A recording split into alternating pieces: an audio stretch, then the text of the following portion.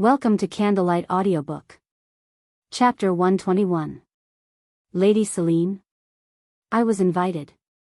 When she pulled out the invitation that Baroness Clean had sent her, Baron Burboom rapped his forehead, distorting his face. What happened? Baron Burboom. He tried to ask Celine why, but he failed because of Annie, who was holding his arm and calling him by his name. Baron Burboom stared at her in a very natural way with her arms folded, but he didn't know what to do because Celine was there. I guess it was true that they seemed to be friendly. Baron Burboom seemed to be shaking in a male and female relationship due to the rushing act of Annie. If their relationship went on as it was, Annie would be able to make him her own without any help. It's a very good pair. Right, ma'am? Oh, that's right. Lady Celine. This. He desperately tried to make excuses, so Celine talked to Baroness Clean, pretending not to know it. Where can I go? May I ask for guidance, ma'am? Of course. Just follow me. Were the other wives here already? I wonder how many are here already. I think only a few people would come today because we are talking about business and not about socializing. Only the wives who are actively involved in some business have come. Is that so? That's too bad. Baron Burboom looked pathetic when he saw Celine and Baroness Clean, who went upstairs exchanging conversations. Nevertheless, he couldn't take Annie away, who was stuck next to him, so all he could do was sigh. Annie looked at it impudently, making her cling to the Baron even more. Baron Burboom then turned and stared at her. Annie, who stole Lyra's expression, asked Baron Burboom, with a sweet smile that seemed to melt. Would you like to try some of my tarts? Tart, do you mean? It's baked today, so I'm sure you'll like it. Annie's eyes glistened. The image was like a little cat, and the Baron of Burboom ended up nodding his head with a light smile. Why don't you go see a play if the meeting ends early? I got a very interesting ticket for the play. My acquaintance said she saw it, and it was so fun that it would come back to her dreams every night. Tomorrow will be fine if you are busy. Even on the next day. Baron Burboom's face, staring at Annie, who was constantly talking to him, suddenly changed from awkwardness to softness because talking like a lark was so cute. At first, the aim was to hear Celine's story from her, but after half a year it was pleasant to talk to her. He thought it might have been because he couldn't meet other women, as he was too busy raising his own business by mediating between the young businessmen and Celine, but it was because Annie was so cute to make excuses. Besides, Annie was a good enough woman. No, she was so bright and cheerful and friendly that he felt a little bit too good for himself. Yes, a great figure suits Lady Celine. The average man would not be able to handle her because she was unrealistically beautiful and great. Even if he were to receive her heart, he wondered if he would always suffer from an inferiority complex or anxiety. It was not until the end of his mind that Baron Burboom nodded. Any time is fine. I'd better make time for it. Really? Are you sure? Burboom, with his hands resting on Annie's waist, was about to enter the store with her. Andrew greeted him with a bright face. Mr. Baron, I'm here with Mr. Pinonua, whom I told you about last time. Oh, you mean that Pinonua. Turning to Andrew's side, he saw a handsome young man, who was very tall and very noble. Baron Burboom said, cocking his head. You're a little different from what I heard. I couldn't see him myself, but I only heard about him from someone, so I think there's a misunderstanding in the middle. He heard that apparently, Pinonua had always been confined to a mansion, and at first glance, the lines seemed thin and fragile enough to be mistaken for a woman and that he even bothered breathing. Contrary to such rumors, however, the man who appeared before him was a man who was somehow tall and had a strong body. Moreover, his face with a belligerent smile was a rare handsome man. There was also a seductive atmosphere, even though he was younger than himself. The thought that he might not be the common person passed through the Baron's head. The rumors seemed to have gone strangely round. It's a remote part of the capital, and it's probably because I was not very well out. I'm Pinonua Louis. Without a moment of hesitation, Asher, who introduced himself as Pinonua Louis, reached out his hand. It was originally the name of Lane's relative, who should have attended this meeting. He laughed so casually that no one doubted who he was, even though he looked quite different from the rumor. Moreover, it was after Baron Burbum had already experienced that the reality of Celine had been completely different from the rumors. The Baron of Burbum, who realized that rumors were not reliable, held hands with him and greeted him. I see. Distortion of rumors is more common than we think. It's a pity to hear such a rumor from such a handsome man. You must have had a lot of trouble coming a long way, so let's get in there. Baron Burbum led him in. Annie followed Andrew, pointing out that his suit was too much. So Asher glanced at Annie and Andrew. Then I'll wait in the office. The office of his busy day was Annie's. At first, Baron Burbum had been bewildered, but now he and the other employees of the store had come to take it for granted. Now Annie could almost be seen as the hostess of the Burbum family.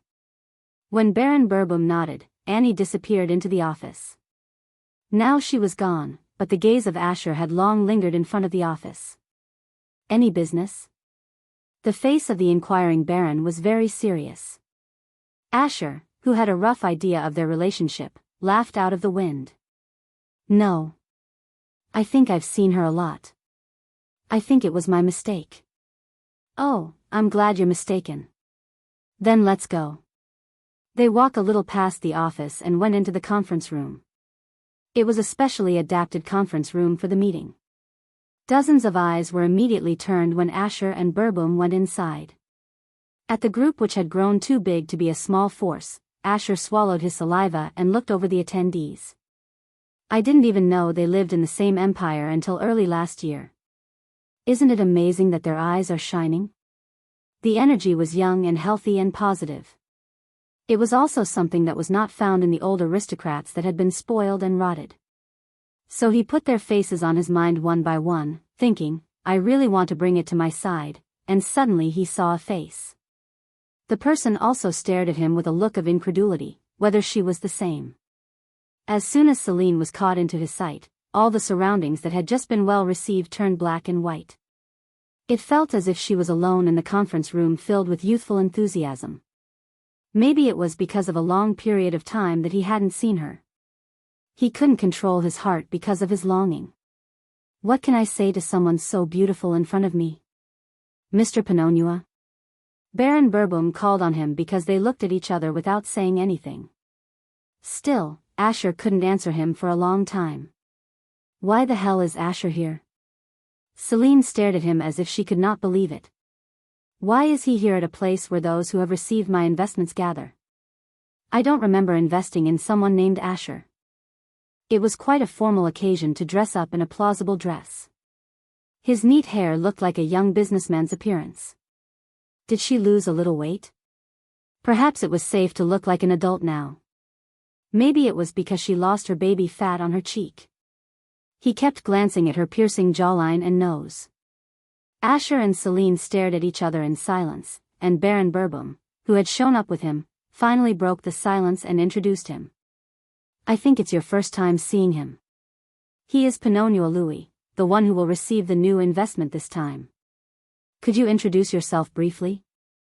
Pinonua Louis? Is Asher, Pinonua Louis?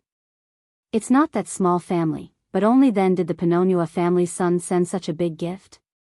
Chapter 122. Unbelievingly, she looked at Asher, and he gave a very difficult look.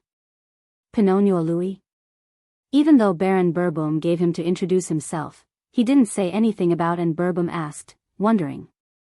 Then Asher, who hesitated, smiled and began to introduce himself. It's Pinonua Louis. It's an honor to be here with the support of Investor A. Celine frowned her forehead before his introduction was finished. Pinonua Louis, not Asher? Apparently, Pinonua Louis was the one who she made the investment this time. But she never dreamed it would be Asher. The name he had given her was different in the first place. Clapping with everyone, he sat in the corner of the conference room. He had always been so confident, but he couldn't see her eyes now, and it made her angry. What is his real name? Did he deceive his name from the beginning, or did he deceive his name now? She was annoyed that he had lied about his name anyway. You've even attached a human being to me. He had even gone so far as to test her. She felt tight and looked askance at Asher, and the Baroness Clean lifted her hand and raised her voice. There's a new one here, too. Lady, can you introduce yourself? Celine felt pain and confusion from the open-mouthed Baron Burboom. He had been hiding Celine's identity so far, but he was agonizing over whether it would be revealed like this. Celine, who took off her gaze at Asher, rose from her seat with a gentle smile, as if she had not had a disapproving face. I'm Vermont Celine. I didn't have any investment from Investor A, but I took the liberty of attending because there were some of you who would like to take on the future of the empire. When they heard Celine from the Count Vermont family, there was a stir in the conference room. It was because she was an unexpected person, let alone the rumor about her. Baron Burboom rolled about in the stirred crowd. She didn't say she was Investor A, so he seemed at a loss of how to explain it. It was Mrs. Clean and other wives who calmed it down. I visited the Count Vermont family last time. Lady Celine firmly opposed that wives should be supportive of her husband at home. She said that if we have the ability, we should use it. And we were all in sympathy and moved. She didn't say who did, but everyone here knew who the subject was because it was a known fact that they had been contacted by Lady Lyra. Everyone was happy to confide in the fact. They had hoped that the friendly and benevolent Lady Lyra would be of some help by paying attention to the meeting. However, it wasn't the result. On the contrary, Lyra wanted to get help from themselves. Of course, internal help is important. Maybe it's more important to support my family. But I don't even say I want to, and I think forcing it is like taking away women's options. It's not easy for the aristocratic lady to think, but she respected us. It didn't matter much that she was from the common people here since there were a lot of commoners who thought like Lyra. The businessmen gathered at his wife's explanation were outraged. There was still someone who had such an old-fashioned idea. It's so frustrating. There are a lot of women who are capable of. It is no exaggeration to say that more than half of the meeting's businesses are done by the wives. In any case, I was impressed by her accurate understanding of our business and her helpful advice, so please accept this invitation. That's right. I was surprised that her advice was the same as Investor A. I'm sure she'll be of help to us. Of course, I'm convinced that you're not the kind of people to bring anyone. When he was told that Celine had the same advice as Investor A, he was unable to manage his facial expression, but he soon turned complacent because she didn't reveal her true identity even if he did not have to make excuses. After watching the great change from side to side, Asher tilted his head to one side as if things were strange. He seemed curious as to why Baron Burboom was so busy with his work on Celine. In addition, looking at Baron Burboom who was looking at Celine earlier, his eyes on him were sharp. For some time, gossip continued about old-fashioned people, and Celine, who was looking at the Baron of Burboom for nothing, couldn't overcome her embarrassment and opened her mouth. Now that my introduction is over, I'd like to hear more about Mr. Pinonua and your business plan. The business plan sent by Pinonua was quite plausible. It was a business that she had never seen in the future, but she had decided to invest because it had looked unique and funny. However, it was possible to point out without limit because there were many loopholes. So whatever answer he gave, she was confident of making a mess of it by pointing it out. At Celine's challenging figure, Asher's eyes shined and smiled handsomely. So far, he had been avoiding eye contact, but now only a young businessman who was prepared to give a presentation about his business was there. If you're curious, of course, I'll explain it in detail. Yes, I'll look forward to it. Celine, who raised the tip of her chin, answered as if she was judging him. Those who gathered in a cozy fight between the two, which started suddenly, swallowed their saliva and noted it. My idea is to create a school that anyone can go to regardless of a person's age or status. Celine stiffened her face as she was ready to criticize. Are you proposing a school as a business? It was a business that she didn't have a clue about. Besides, it was completely different from the business plan he had sent. But Celine was hiding her identity now, so that part could not be pointed out. What kind of business is that? Is it worth it? Of course, it's worth it. We're also going to get investments from business people. Mr. Pinonua, I don't quite understand what that means. The young man said. Everyone cast their eyes at Asher, puzzled as to whether they thought the same thing or not. As a result, Asher added an explanation with ease. We are planning to build a school in the capital city. It's a different school than the aristocratic academy. The common people will be the main target. The goal is to teach them the knowledge they need as a business group. He explained kindly, even drawing pictures to help them understand. In response, one of the young businessmen raised his voice as if he understood it. Ah. So you're saying you're getting investments from the business and the business group to nurture talented people and even introduce jobs? Yes, we plan to link the talented people according to the amount of investment. It's about providing smart people to people who invest a lot. But it's going to take too long to make a profit from it. Rather, the previous plan to send to her was all the more likely. In disappointment, Celine said with a cold face. It took at least half a year to raise a person. The first person to learn was more so. It would take an average of 2 to 3 years to create a person who could work at the business group or the big market. And besides, how do they pay for their tuition? In the first place, ordinary people who could afford their tuition for a long time would have been able to enlighten their studies with the help of their families. There's no problem with jobs. The people who really need help. Yes, they were poor people like Celine in the past. They were in a situation where they were forced to lead their bodies to work, even if they were so sick. They could not know what they were doing because they didn't even have the chance to educate themselves. And even if they died in an accident, they didn't even hear the words of regret, and they just said that that's all their fate.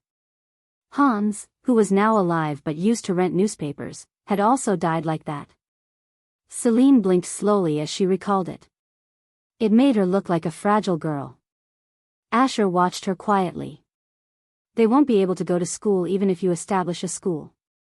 They are going to be busy feeding their family right now. Chapter 123. That was the reality. She understood what Asher was saying, but it was only a wild dream. Those who sympathized with Celine nodded. Most of them were self-made after difficulties, so there were quite a few who knew the lives of the really poor ones. That's why I knew it wasn't really worth discussing. Celine, who briefly shed her melancholy mood in the past she didn't want to recall, again she wore a mask of pride. At her cold words, their gaze towards Asher was not good. There was even a hint of why Investor A might have picked such an idea. In the atmosphere of such criticism, Asher did not lose his composure. Rather, it seemed normal for him to get the thorns on himself. He took some papers out of his arms. They were documents with lots of letters on them. He lifted and showed them to the people for an explanation. Don't worry. We are going to give them jobs along with their studies. To sum up, the plan was to provide a fixed amount of work and pay salaries in the name of a scholarship student, without hiring extra workers after constructing a school. He also explained that several people would share simple tasks in less than 4 hours a day so that they would not interfere with their studies. And we are going to be commissioned a professional job from outside and make the able students work. We will waive tuition fees based on grades and receive external investment. Some people have already expressed their intention to invest. He continued his explanation quite plausible. There seemed to be someone to invest, even if not Celine. Moreover, given the wealth he had sent to Lyra before, he seemed to be able to do it alone, even without the investment. Someone asked, who was listening to his story. Do you intend to build a new school? Yes, we've already secured the amount. If necessary, the budget would be organized in the imperial family, and without doing so, they would have accumulated a lot of money from what they had already done last year. The building would cost quite a lot of money to build, but the conference room was in a quandary when it was said that it had been secured. It was also because they were not as desperate to start as they had been. Doubtfully, Mrs. Clean asked Asher, if you have that much capital, why do you have to do this business? The idea sounds great, but you want to give the common people a chance rather than a business, and I don't think it's a business. Personally, I think it's better for you to invest in other businesses. That's. The gaze of Asher, who was about to answer her question, went to Celine. His eyes facing her seemed to be getting thicker and thicker. Still, there was emotion in her tender eyes. Because of that, Celine's shoulders trembled once. Why are you looking at me without answering questions? It was embarrassing, but on the other hand, she had a guess, which made her face flushed. Don't tell me, it's not about me. Disappointment soon turned into expectation. It was Asher who had overestimated her, who was a lowly position among the common people. He had praised her for her intelligence and invited her to the meeting. He might not know the fact that she was the investor A, but in any case, he was different from the others who neglected her without any reason. Breaking the long silence, Asher answered the question. Because I need talented people who are unspoiled. Fresh talented people, not infatuated with a desire for power. But the answer from Asher's mouth was a different one than she expected. Celine's heart, which had swelled with subtle expectations, moderated down. Her eyes were cold. The other wife asked again, you seem to have capital, but what's your intention to get investment? You're going to lose the commission again from a small profit. Maybe you'll be in the deficit. Can you cover the fee? No matter how much flourished the crowd gathered here with the help of Celine, the fees they were paying were much higher than usual standards. Nevertheless, the reason they continued to praise and respect Celine, and get investment from her was that she had given support to their future projects without asking anything. However, is it necessary for Asher, who has strong capital and has investors other than Celine, to be invested? A question came into everyone's mind. I'm interested in this meeting and with the investor A. Where can I meet these young and passionate businessmen? I'm sure you won't lose it. You'll be honored to have rescued the common people. And I think it will be a big contribution to your business. Everyone seemed to sympathize with him because they were mobilizing their family and they could not find the right talented people.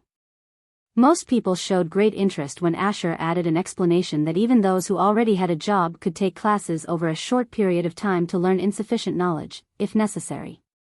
I'd like to meet and tell investor A about the details. There are a lot of things I haven't told you yet. Ah. They put on a sour face to hear that he wanted to meet and talk with the investor A. Investor A was an unknown figure whom no one but Baron Burbum had ever met. No information, including age and status, was available. Burbum didn't let them know when they asked, and they couldn't ask him because he was so angry. Well, I think it'll work. The meeting began in earnest with a word from the Baroness Clean. Each made a recent report on his or her current business or expressed difficulties. It was very nice to see them putting their heads together to find a solution or cheering for a solution, but Celine only kept her seat quietly with an unidentified sense of disappointment. So after the first meeting, she was in a hurry to get back to the mansion because she was in a bad mood otherwise. She heard the voice of Asher who was approaching. Lady, I haven't seen you in a long time. As she turned around, she saw Asher smiling.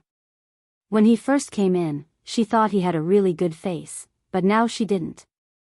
Somehow his expression of indifference irritated her a little. I was going to look for you, but I met you like fate. Can you spare me a moment? Mrs. Clean, who was waiting for Celine, said, blushing her cheeks, by his big hand. I'll go first. I'll try to get back to you at the next meeting.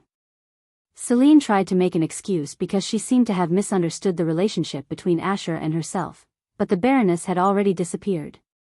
The Baron of Burbum watched nervously from the entrance to the conference room where all the people had left.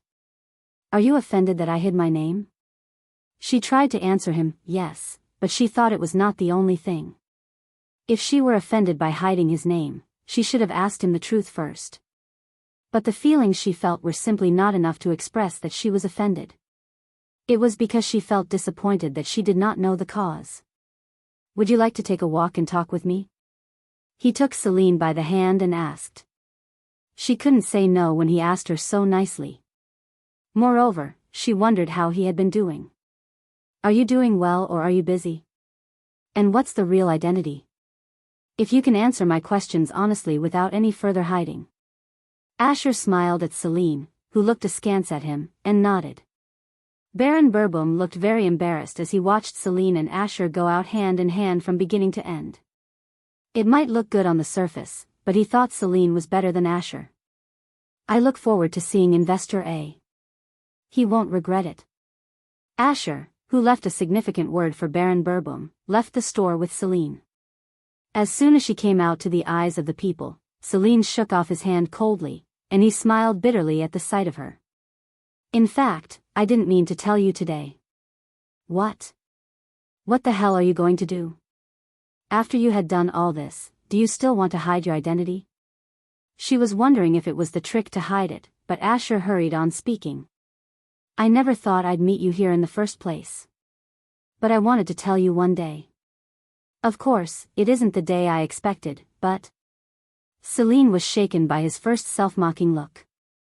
However, she was able to calm down her mind quickly because she was more curious than pity. Chapter 124. I don't know how reluctant you are to hide a great secret. That was why the answer was so cold. At the same time, doubts had become convinced. Maybe he was a hidden royal family, otherwise, he couldn't hide himself this far. Can I take you to a quiet place that is a little far away? Do it. Celine began to walk along with him, who escorted her. She didn't expect this to happen, but she thought she was lucky to be dressed simply. So many times she circled the alley and stumbled in chaos, and Asher hastened to assist her. It's just around the corner, so I'll support you a little bit. Isn't it too far? She nodded because she had already come so far despite her grumbling. There was no need to go further, and as she went around the corner, a very quiet and secluded space came out. The woods between the alleys. She had just been strolling through a deserted urban alley, and as soon as she circled the alley, an incredibly magnificent forest unfolded before her eyes. She didn't even get through the gate outside the capital, but suddenly the forest. In embarrassment, she stopped walking and looked around, and Asher answered her casually. It's a little off the capital. Did I walk so much? It was a long ride from the capital to the nearest forest, so it was never time to get to the forest even if she walked long enough. Then, suddenly, she remembered something similar had happened last time. It was when she had fled from the square, holding the hands of Asher. She had run with him for a long time, and she had arrived at a vacant lot that she had never heard of or seen before. And the vacant lot had disappeared like a mirage on the way back. As she tried to look back to confirm the way she had come, he gave a little strength to the hand he had on her shoulder and made her move forward. I don't have enough time. I'll tell you the way back, so don't worry. So when she walked a little and turned her head, only the dark forest was there. Eventually, she followed him with one question or another about the mystery that she now faced. He said, I told you everything anyway. Please sit down. At the destination where she arrived shortly after, Asher said, pulling out a chair. I can't believe there is a mansion like this in the woods near the capital. It was a small but quite plausible mansion, and a table was placed in a small garden in front of it. It was like a fairy house in a fairy tale. After a silent glimpse of the unbelievable scene, the gray-haired old man from the mansion suddenly put the warm tea on the table. Who is it? He's a close aide of mine. He's in charge of managing the mansion. Celine, who had pursued the old man's appearance like a mirage and disappeared, took a sip of warm green tea and came to her senses. A very strange situation was repeated that was hard to understand. Where the hell are we? It's my refuge. It's where I come from time to time when I want to be lost in thought. I'm not asking that. I'm asking you how these woods in the alley are. Didn't you take a walk for a long time? That's why you arrived. In the woods near the capital. Are you kidding me? It takes a long time to get there on a horse. How can a man beat a horse? If it was the first time, she would pass it, but she had been through this twice, and she realized that it was not normal. At Celine's stern face, Asher was stained with difficulty with the expression. His ability was not easily understood. Furthermore, what would she think of himself if he explained this ability to her today? But Celine didn't go too easy. I don't know what to explain to you, but it's a characteristic of my family. The characteristic of the family? Yes, it's a rare ability to show up differently, and I owe it to move quickly to faraway places. You can think of my body as advanced. It's unusual and special. He explained as little as possible. But he could move quickly to distant places. It was just like magic. When she asked to explain more precisely, Asher shook his head. I don't know much more than this. It's only as a born grace. It was not typical, so she couldn't ask any more. It was because she was convinced that it might not be possible to explain it as if the hourglass had appeared to her. If she hadn't had the hourglass, she would never have believed what he was saying, but more than that happened to her and it was quite understandable. On the other hand, she wondered if such a magical thing could happen so often. He said that his ability was a characteristic of the family. If so, is what I became alive the hourglass's ability? Maybe, my mother was a petty prostitute, so my nameless father was one of the family. Tens of thousands of ideas dominated her mind. So, is it the grace of the Viscount Pinonua family? No, is that your real name, Pinonua Louis? Is Asher a fake name? She thought it couldn't be, but it was the first time she had heard him formally introducing himself, so when asked, he shook his head. No. The Viscount Pinonua family is just helping me. I just borrowed a name to join the meeting. Then, you are of the imperial family. Yes, you are right. I'm Astera P. Franz. Oh my gosh. Although she guessed that it would be the most reasonable when she saw his recent moves, she was dumbfounded when the affirmation came back. Even if he was the crown prince. Listening to his name reminded her of it. The crown prince was named Astera P. It was partly because she never dreamed of having a tie with someone from the royal family. It was Asher who she had been rude to. She had once laughed and trampled on the flowers he had given her. It had been a tulip symbolizing the empire. She had trampled such flowers in front of him. That was why she had doubted his identity, but she had thought he might not be because of the actions she had been doing to him. Celine drank tea with trembling hands. She did not savor a sip, but instead took a few sips and emptied her glass cleanly as if she was drinking cold water. Then Asher, who, with a gesture of his hand, ordered his butler to bring her a new tea and carefully asked, "Are you all right? I don't know if I've been rude in the meantime." Thinking whether to stand up or not, Celine suddenly turned into a polite manner. Asher gave her a bitter smile. I have been afraid of this, and I couldn't say the truth. I don't want you to burden me. I want you to treat me as usual. She wanted to, but she couldn't. She just confirmed what she had thought and suddenly felt that he was too far and too high. Why did he show interest in me? And why did he attend the meeting I led, borrowing a name? She thought of it still in the silence of the woods. Asher also stared at Celine, who seemed to think she needed time to organize her thoughts, without further words. The Crown Prince. But why was the Crown Prince cheating on his identity? As she thought about it, her face turned into a dead color. Asher had a bitter smile and said, I think you'd better get up now today. But there's more to ask. There was still a mountain of questions she wanted to ask. But Asher shook his head. I'll be in the capital for a while, so we can meet anytime. Let's talk again then. I'll send you a letter. There's also work to be done first. He was not a man to waste time in such a place. Even by taking this time, she felt sinful. The way back was faster than when she came. As soon as she got out of the forest, the alley next to Baron Burboom's shop appeared. I hope you don't find any difficulty in me the next time we meet. Before she came out of the alley, he kissed Celine lightly on the back of her hand and then disappeared with the words of seeing her again soon. Everything that had happened today was magical, and Celine couldn't even move from there for a long time. Chapter 125. For the next few days, Celine, in thought, soon expressed her intention to invest in a letter sent by Asher under the pseudonym of Pinonua Louis. The opponent was Asher, and not to mention it was an opportunity to associate herself with the royal family.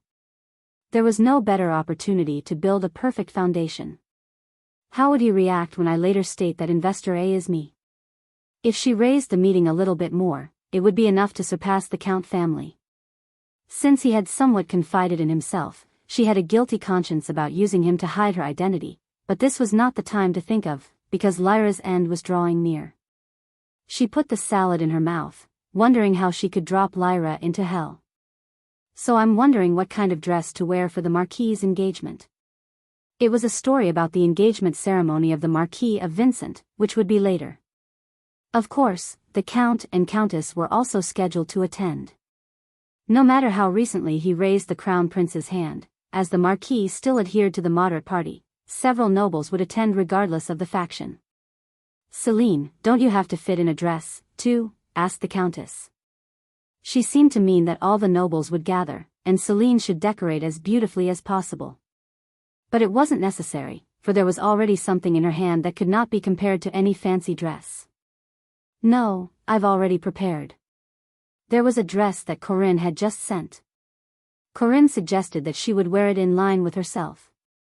It wasn't a fancy dress as a bride, but it was a design that didn't lack standing by her.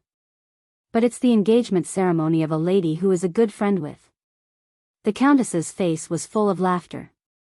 It was after the rumors about Corinne had already spread, calling her rise in the status of the century. Lyra asked if she had not yet recognized Corinne, who was Celine's tutor, and what it meant. "Is Celine a good friend with her?" "What do you mean, mother?" "Lyra, you've seen her many times, too." "I'm speaking about Corinne, who was Celine's tutor. She's the fiancée of the Marquis of Vincent." "What?" The Count also asked back whether he had heard it for the first time because he had not been interested in the tutor. Then Celine answered, wiping her mouth. "The Marquis seemed to be in love with Corinne's sweetheart. He was so nice to me when I visited him last time." There was no appearance of shyness as usual, for she thought there was nothing more to lose to that ugly Lyra except her status. The apparent response deepened the Countess's smile. It was her first sincere smile in a long time. From the day he had found out Celine had ties to Corinne, the Count continuously asked Celine how Corinne and the Marquis of Vincent had been doing. And every time he was delighted to say that it was a very good chance. He didn't even care about Celine until recently, but when she saw such a sudden change, she thought he was a merchant with a quick calculation. But there was one thing he overlooked: if she had been in the past, she might have been jubilant about the attention of her new father, but not now. She had nothing to offer to anyone who only thought of her as the only object of his use. "I'm sorry I didn't say hello to your home teacher because I was on a business trip for a long time." It was obvious that he wouldn't have paid attention if he hadn't gone on a business trip, but the Count made a false remark. "Celine, I'm so glad you're here. I have to see the Duke," the Count said, drinking wine as if he were relieved. Celine gently raised her mouth at the sight. He was foolish enough to think, without a little doubt, that she was on his side to fulfill his wishes. He had no idea that she was an enemy who was in contact with the Crown Prince, who was creating her own power, and who was always looking for a chance to kill him. "That's right. I'm glad you had a good relationship, too." Lyra pretended not to care much. Celine was sure Lyra was very interested in Corinne, who would be the Marquis's wife.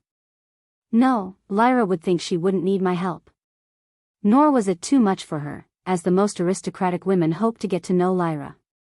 Lyra seemed quite surprised that Corinne, who was Celine's tutor, became his wife, but she was not otherwise nervous because she had the full support of the Princess Julia, who would soon become the wife of the Crown Prince. "Miss, a letter has arrived." When she went up to her room after an unusual meal with the Count, Jessica handed her a letter as if she had waited. "Where did it come from?" "I don't know. It's all that Asher sent." "Asher?" Surprised, Celine picked up a letter from Jessica in a haphazard manner as she was about to sit on the sofa. He had said he would send a letter, but she couldn't believe he was sending it at such an early date. When she hurriedly opened it and checked the contents, it contained quite friendly words, unlike the brief letter he had sent earlier. "I'm afraid you will catch a cold because it's cold." Oh, my God. Except for the first time she had met him in the general store, it was a pretty friendly tone, but after she had found out who he was, she hesitated whether she should respond. "Miss?" Jessica questioned her, who repeatedly read the short letter in her hand. She seemed worried if there were any strange contents written on it. Celine had exchanged letters with Asher over and over again. And she had talked about business a few days ago. Whatever this was, fever rose in her face, and Celine shook her head to try to regain her composure. He said he'll be back next week for an answer. Who? Well? I thought he was an errand boy. He couldn't come all the way here, as he was busy. When she thought it was natural, she regained some composure. So she was able to write a reply, without delay, full of trivial matters of everyday life and regards for Asher. Celine, who put her reply in the drawer, said to Jessica, "Let me know when the errand boy arrives." "Yes, Mississippi." In the meantime, the engagement day between the Marquis of Vincent and Corinne came.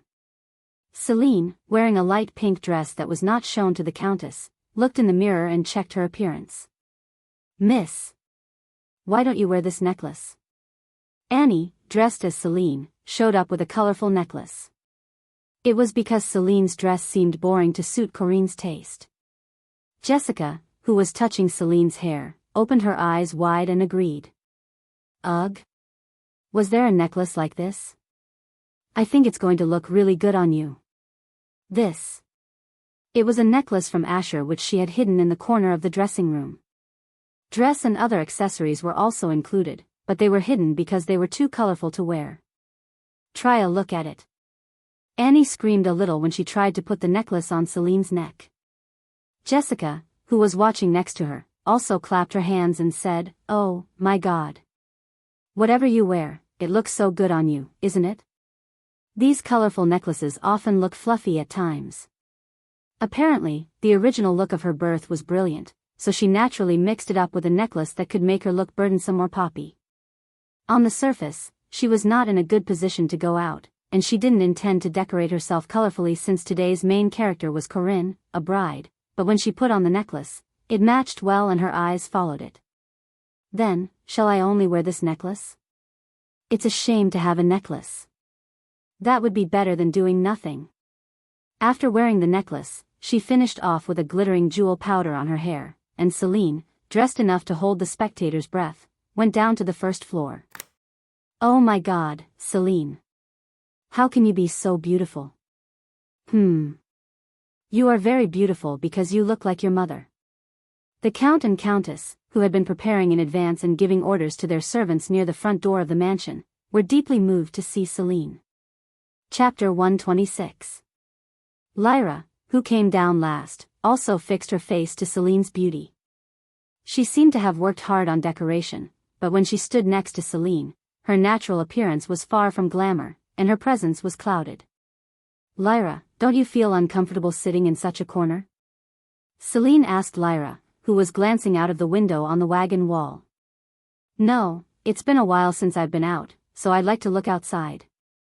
Lyra, a noble lily-like lady, was extremely reluctant to approach Celine's side, a rose-like lady as if sprinkled with gold dust, and kept a distance from Celine even after she arrived at the mansion of the Marquis. Corinne. In front of Corinne as usual, Celine, who imitated a child, welcomed her, hugging her waist, even though she was now about the same height. And whether she always looked like a child in Corinne's eyes, she greeted Celine with a lovely face. The eyes staring at each other were as warm as the spring sun, which had yet to come. "Come in, Celine. I've been waiting.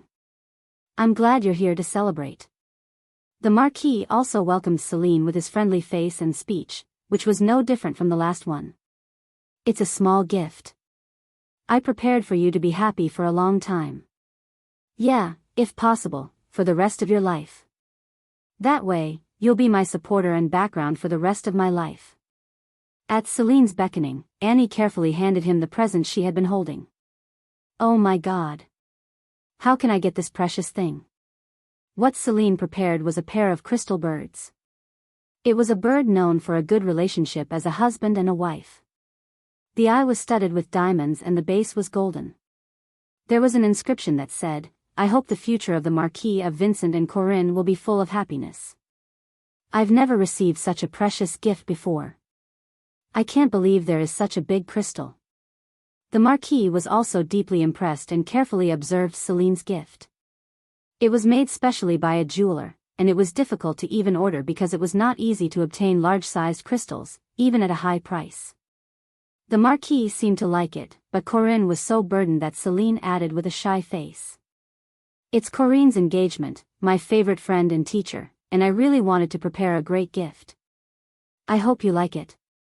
Only then did Corinne, who read Celine's mind toward her, nod her head in tears.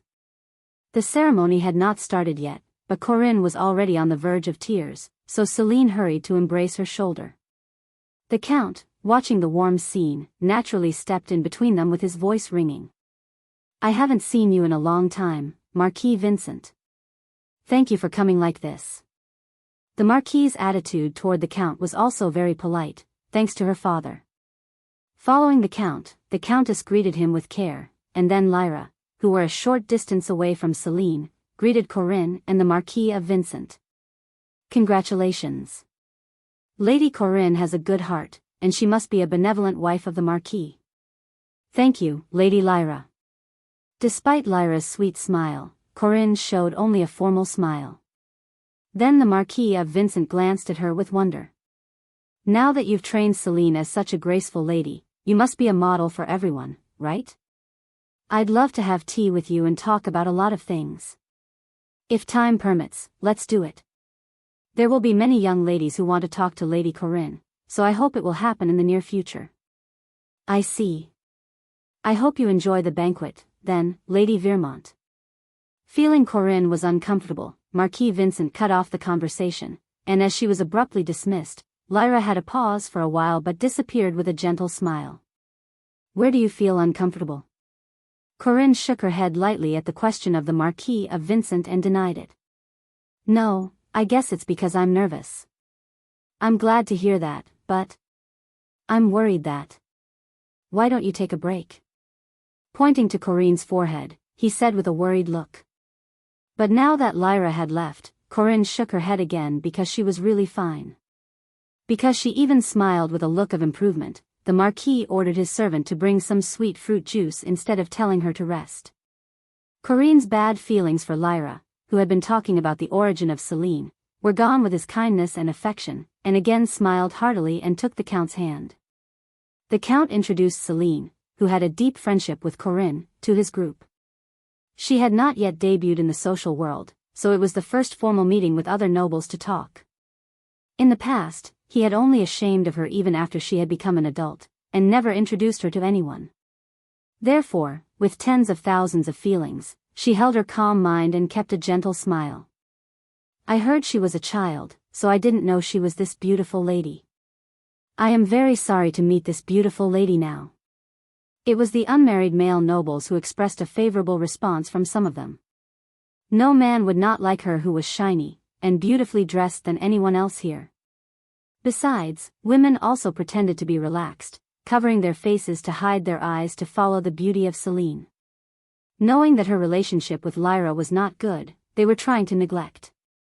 In the familiar and natural response, Celine fluttered her eyelashes and added an alluring smile. And the man who was facing Celine's face began to stutter with red cheeks and ears. The Count, did you decide the fiancé of Lady Celine? Well. She is still young. Slowly, I'll have to find a good mate. Now that the Count realized that there were quite a lot of places to use Celine, he began to appreciate Celine as if he had cherished and nurtured her. There seemed to be a fairly satisfactory family among the men gathered, and the Countess also wrapped around Celine's shoulders and threw a big smile. The young men tried to smoothly favor with the Count and showed off their family and wealth, and Celine, who was watching the boring sight, could see the appearance of a man from behind far away. Asher.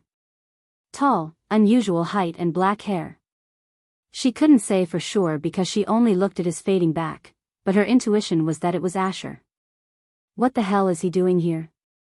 Come to think of it, it wasn't so strange. Didn't the luxury goods that had spoiled the market end up in the hands of the Marquis of Vincent? She heard that his position, which had remained neutral, was shaken once. On the surface, he said he still stuck to neutrality, but the luxury goods were clearly part of the Crown Prince's business, so he might have visited to celebrate his engagement. He had yet to make an official appearance as he was not yet an adult, but it was highly likely that the Marquis would have made an acquaintance with the Crown Prince because of luxury goods. Lady Celine? Lady? What's going on? So when she hurriedly got up from her seat and tried to get out of the crowd to chase him, the startled men called her name. The Count and Countess were the same. Their eyes asked her where she was going to at this important moment. I'm sorry, but I'm a little dizzy and I think I'll have to get some fresh air for a while. Do you want me to accompany you then? How about me? You'd rather be accompanied by a reliable person because it's dangerous. Although she showed a sign that this place was uncomfortable, there was a war of nerves for men without sharp remarks. Celine refused because she did not want to put them all under her thumb as she had done in the past. No, I'm fine. Women sometimes need to have their own time. Also, she had to rush to chase after the already disappearing Asher.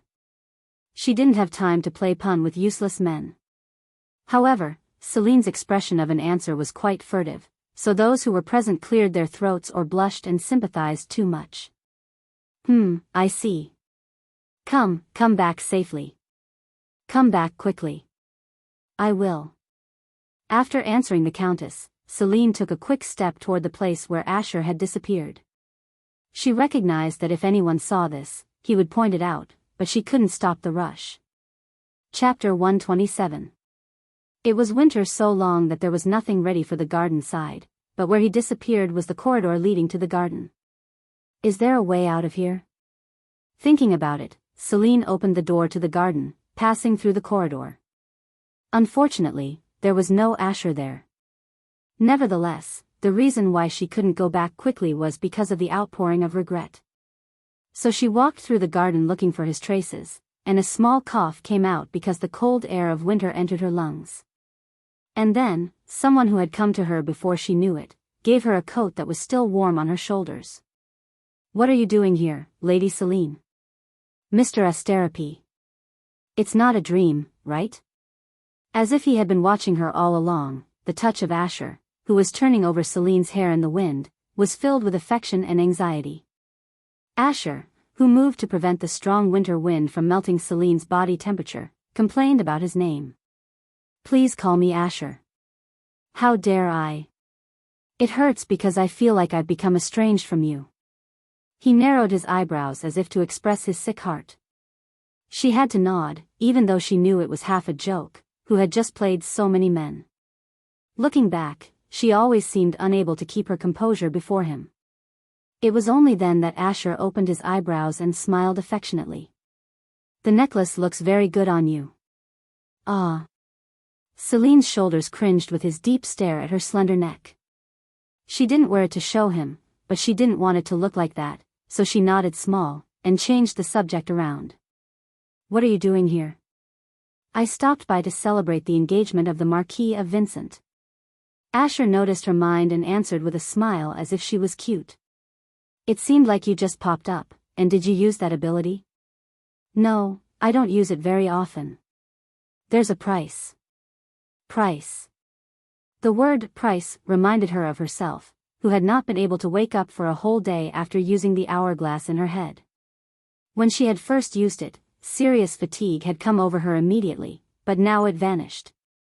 Even when she tried to bear it desperately, it was hard to pass a few hours. I move my body fast and I have to rest a little bit. Asher and she seemed to have a similar grace of having to pay the price instead of using the ability. Suddenly, she was curious. She assumed that he was protected by God, as he was a member of the royal family, but what kind of grace did she get to be able to use the hourglass? She didn't think it was related to her mother who had inherited poverty for generations, so it was probably related to her biological father who she didn't know who he was. But of all the men, she didn't know who her real father would be, so perhaps she wouldn't be able to know it forever. I see. You seem to have a good relationship with the Marquis, given that you've been visiting like this. As if not to know the relationship of the Marquis of Vincent and him, she asked about it and the eyes of Asher grew a little thin. He looked as if he were measuring something. The expression, which was revealed even though it could be hidden, had a hidden meaning that she knew everything already. I thought you would know if I didn't have to explain. He was truly putting a high value on Celine's insight. It had also been an unquestioned part of the past. Maybe he'll answer honestly. It was Asher who had even revealed his identity to her even though he had yet to make a formal appearance. Celine was no longer intimidated and asked what she suspected honestly. "Surely, since you handed over the luxury goods last time, did the Marquis of Vincent become your man?" Again, Celine's question hit the point and his laughter was deepened. That was because it was close to the answer, albeit not the answer. Of course, because it was a popular rumor, anyone who was quick in information could think of it, but whatever she said sounded intelligent and wise to him, who had an extremely high assessment of Celine. Even though he was aware of this, he could not stop his assessment of her from rising. "I haven't gotten there yet, but I'm trying to do it." It was a groundless belief that she would not betray him, looking at the steps she had taken so far, even though she was the eldest daughter of a noble family to the bone. Maybe it was something he wanted to believe. Because he foresaw that if Celine betrayed himself, he would suffer from a sense of loss that would be too great to make a comeback for a while. With a satisfied smile, the hands of Asher slowly approached Celine's face. The palms of Asher swept away Celine's pale skin as she didn't avoid his hand. "I was going to see you for a second and go, but..." His eyes were heartbroken. Knowing that Celine had arrived here, he was going to see her face for a while from afar, but he couldn't do so when he saw her face smiling at the men around her. So he caught Celine's eye as if he had left a mark on purpose. But now that he felt this way, he couldn't go back. Celine was annoyed by a little regretful word of Asher, and she asked a sharp question. "Is there any reason why we shouldn't meet and talk like this?" In spite of the coldness, Celine stared at himself with red eyes full of heat, and from the depth of his stomach, the fever rose and went into the palm of his hands wrapped around her cheek by itself. "You always embarrass me like this. Where is the man who can stand by looking at her like that?" Just smiling made him lose his sight so he couldn't even move. A blue eye glanced over Celine's face. His eyes glazed persistently through the light green quaint eyes that had burnt many men's hearts, passed by a lovely nose and reached her bewitching lips. Her reddish lips were pouting out their white breath. He couldn't take his eyes off them because he convinced himself that they were tempting him with such a fascinating self. "Mr. Asher." Celine's voice trembled at the sudden change of mood and piercing gaze. Her swaying eyes seemed to have noticed Asher's intentions. Still, looking at Celine, who did not avoid but came in eye contact, Asher, who wrapped his hands around her waist, slowly bent down and lowered his gaze. By the time the distance that had otherwise been close was reduced to reach each other, the bitterly cold wind blew Celine's hair once. Thanks to the scattered jewelry powder, shiny hair mingled with the snowy garden and looked like a mirage. Along with that, the nervousness of Celine's shaking added a mystery. Asher, who had put all those beautiful things in his eyes, soon slowly blinked and sighed a little, then gently handed over Celine's hair, giving her a slight kiss on her soft forehead. "It's cold. I think you better go back now." In fact, there was no time to feel the cold, but they had to leave and he couldn't do a shameless thing to her, as 2 years remained before she would become an adult. Celine nodded as she stared at Asher, even though his lips fell off her forehead as if she was bewitched for a while. He also had to go back, as he had been away for a long time. It wasn't long after he told her to go in, and that his hands around Celine's waist fell off. A little hesitant, Celine turned around and moved very slowly out of the garden. Why his longing grows big every time even if their meeting is repeated. Asher was so sad by the appearance of Celine disappearing into the end of the corridor and stared at it for a while. If it is now to be able to discuss all the corruption, wouldn't it be better for her to stay by my side? It was clear that it would be okay to have Celine around now that he would no longer be dragged around by the nobles. Of course, there was still a big problem that she had to accept it. He was about to go back, thinking that he should put the best knight he knew next to her, and he saw an irritating face coming in at the end of the corridor where Celine disappeared. Chapter 128. The Princess? She, who had always paid attention to her conduct to be the model of the nobility, came toward the garden of Asher with a shocked face. Her hurried steps seemed to represent her condition.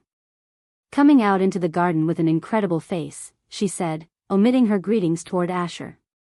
"I just wanted to see who else was possessed by the bad girl," as she came out with a blushing face. "I never dreamed that your highness would be here." In the harsh and frivolous words of the noble lady to emerge from her mouth, Asher frowned. Julia's eyes turned toward the garden where Asher had come out. It was because the woman's footprints were stamped around him. How could your highness do this? It was Asher who was embarrassed in her words that condemned him. It was questionable whether she had been deranged by the power of the aristocratic party. I don't understand the reason that the princess is going to hurt. If your highness causes a scandal with the woman, and of course it will ruin my fame. She raised her voice as if she couldn't really beat the shame. She looked as if she were unpleasantly in a fever of excitement. It seemed insane not to hesitate in harsh language. It was because the people around her were taken away not once, but twice by the woman of no value. Asher spouted a fake smile on his face. Really? I don't know why my relationship with a woman is so bad for your fame. Are you going to pretend you don't know? Don't tell me you're going to take her as a concubine? Do you think it's possible, don't you? Asher smiled sarcastically to her who was saying as if he needed her permission. Do you know where your position is and what you are talking about? I'm worried if the princess is delusional. Your highness. What are you? When he uttered the same level of vulgar language, the princess was embarrassed and narrowed her eyebrows. She was so excited that she forgot what she had said herself, that she seemed shocked as if she had never known that he would say it. The shock doubled because he had let the aristocratic party run wild.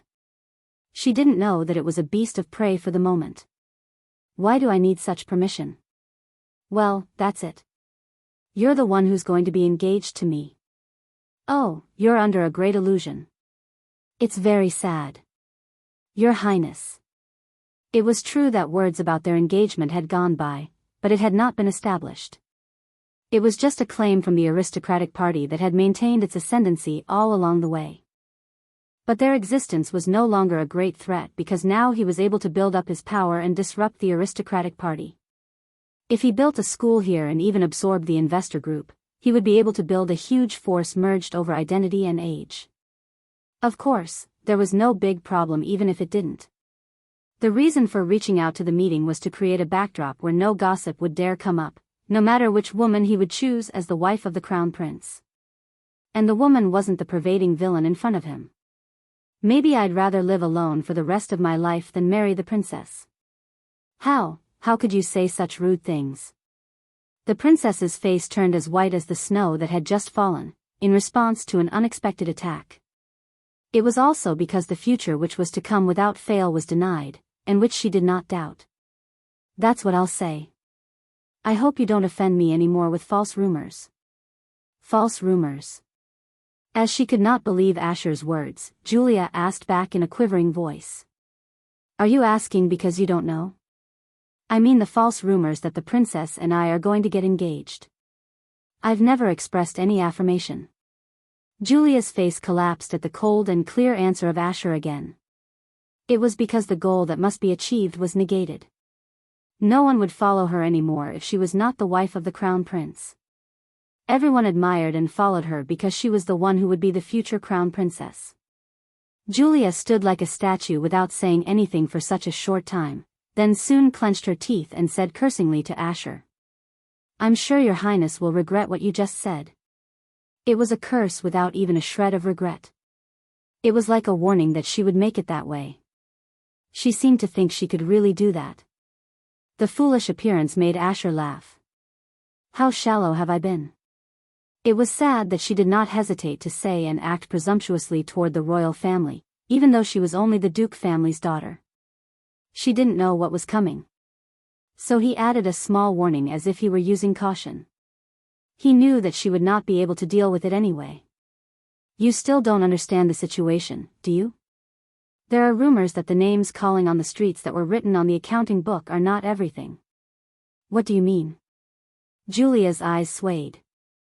She had thought it would be him who would continue to shake herself and the aristocratic party, but she had dismissed it as only a short time. And now that he was so confident in threatening herself, the cold blue eyes moved as if to devour her. Well, that's all my kindness here, so let the princess figure out the rest for yourself. Julia was shaking, biting her lips on his back, which turned around with any regret as always.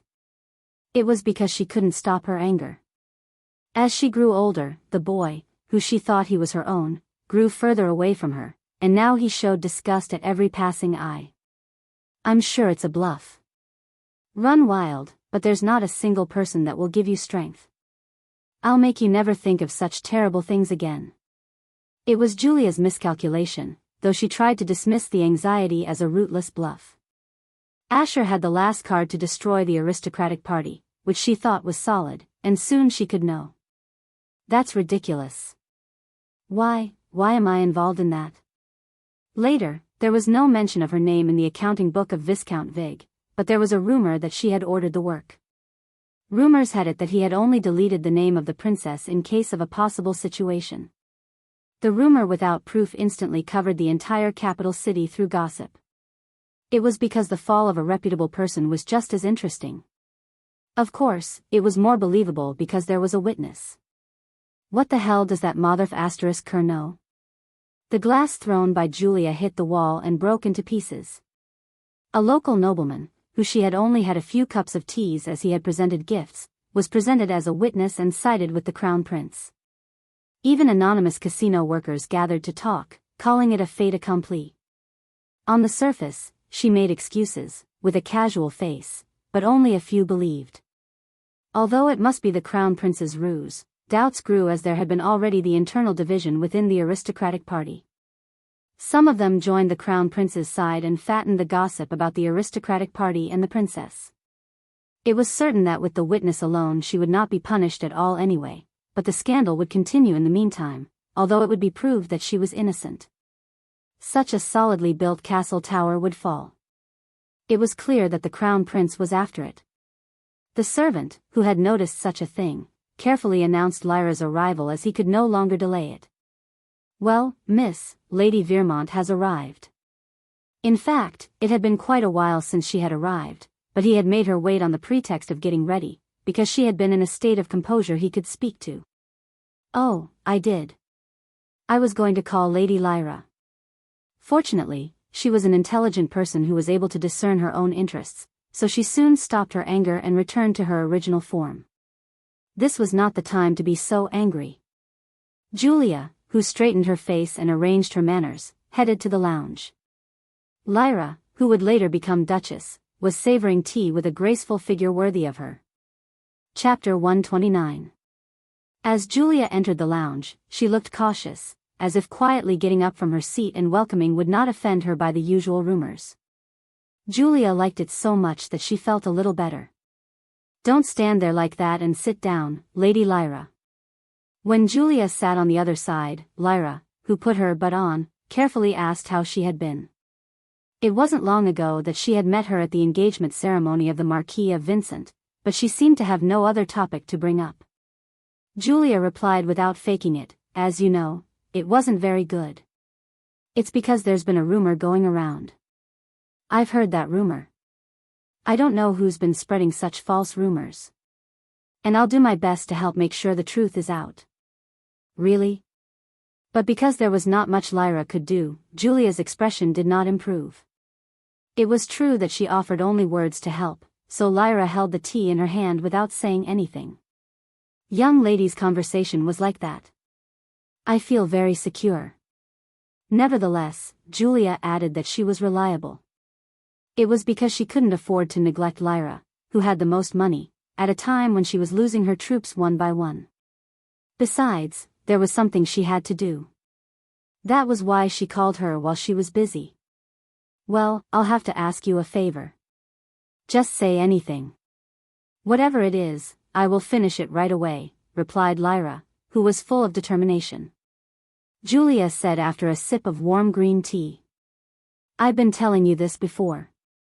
I think it's a little late, but I hope you have to take the woman away this time. It was to get rid of Celine, who had a secret meeting with the crown prince. She couldn't get rid of the crown prince, so it was advisable to get rid of her. Anyway, she was worthless, so there would be few who would be grieved if she disappeared. Ah, you mean the woman, Lyra, who realized what Julia referred to as Celine, sneaked off her gaze.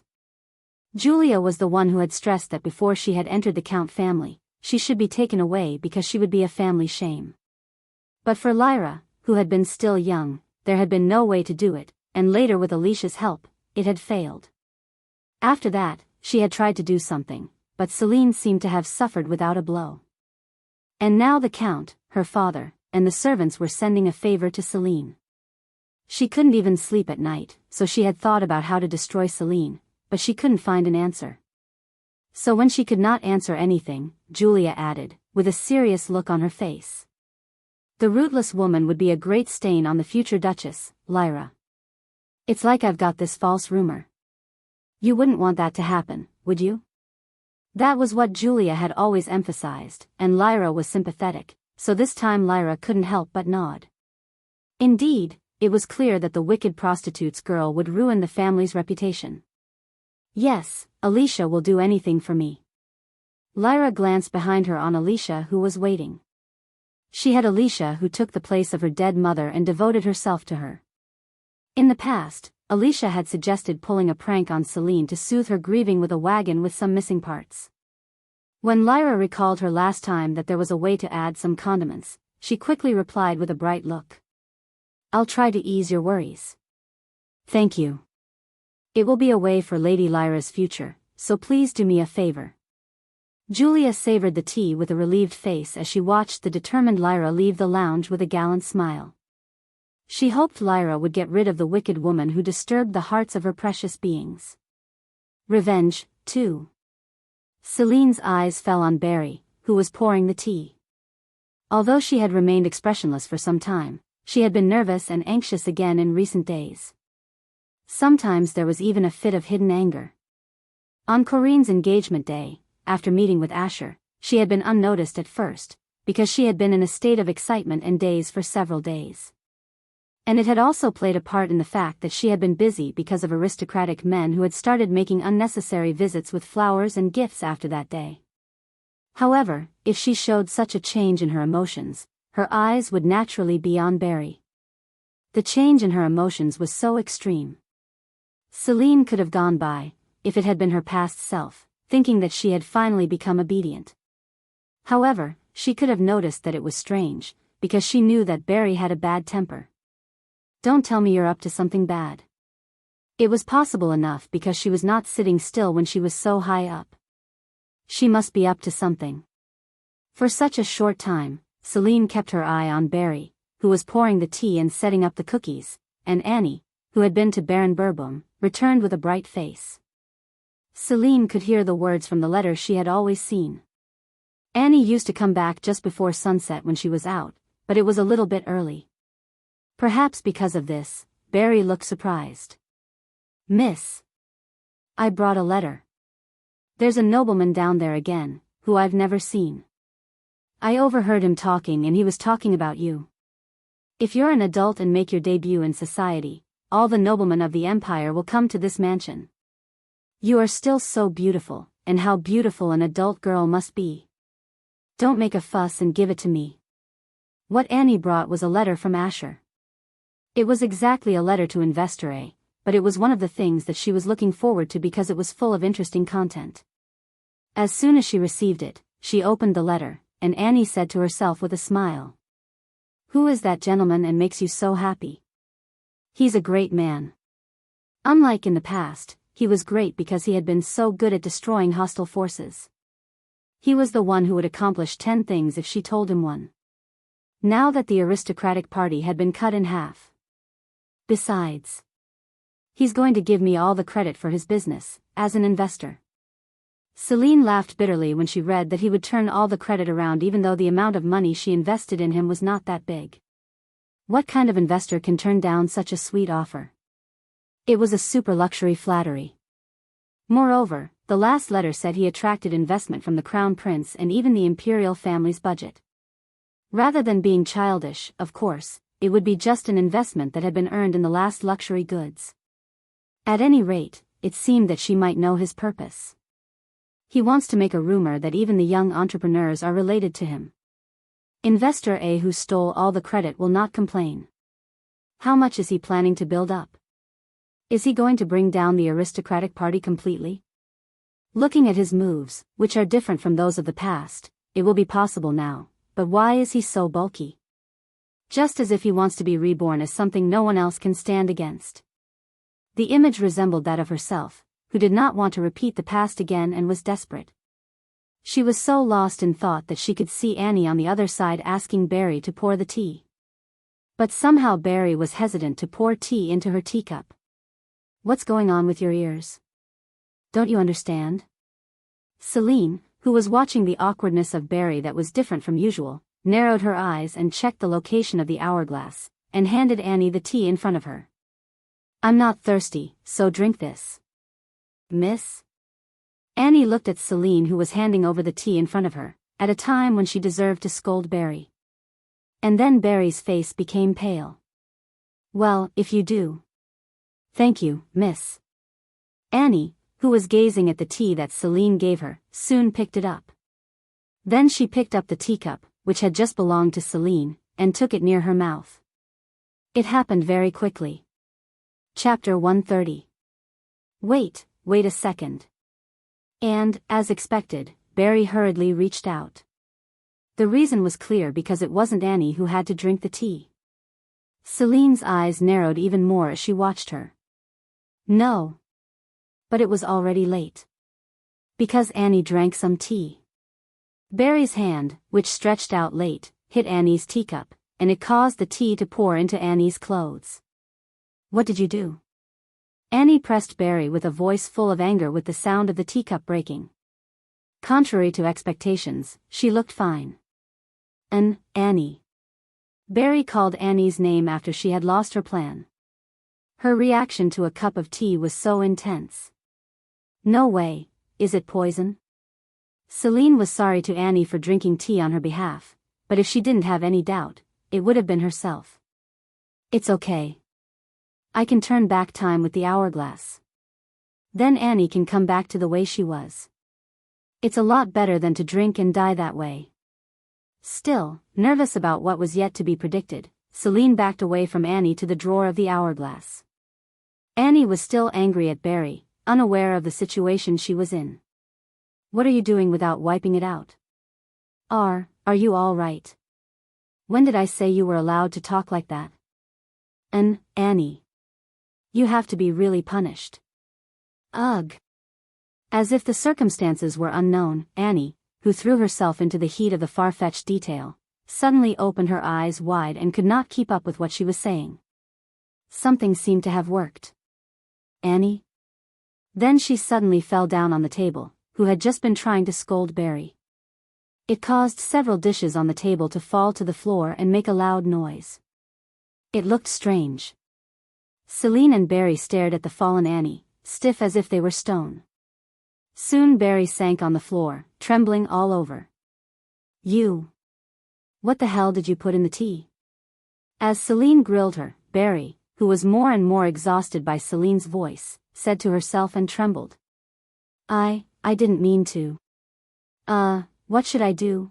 I don't think Annie can drink. What the hell did you put in there? What am I going to do? Celine picked up Barry's head, who was muttering as if she had lost her mind. She tried to catch her eye, but her eyes were desolate as if she had already gone mad. If she was so terrified of failure, what she had put in the teas must be a potent poison for an instant kill. Celine clicked her tongue and took the hourglass out of the box and turned it back, saying, "There's no way we can change our personality. If she lost even a second, it could have irreparable consequences. So what are you doing without pouring the tea?" In an instant, the view changed and Annie appeared in good shape. Seeing that she was angry at Barry for the tea, she didn't seem to have drunk it yet. Fortunately, she was not too late, but Annie questioned when she saw Celine standing at the table by the drawer. Ugh. Miss, when did you get up from your seat? When did you take out the hourglass? You have to get me to do it. If I had asked you to do it, would you have done it? Celine, who stared at the previously dead Annie for a moment, sat in her place without an answer. Are you sick? No. Who cares about who?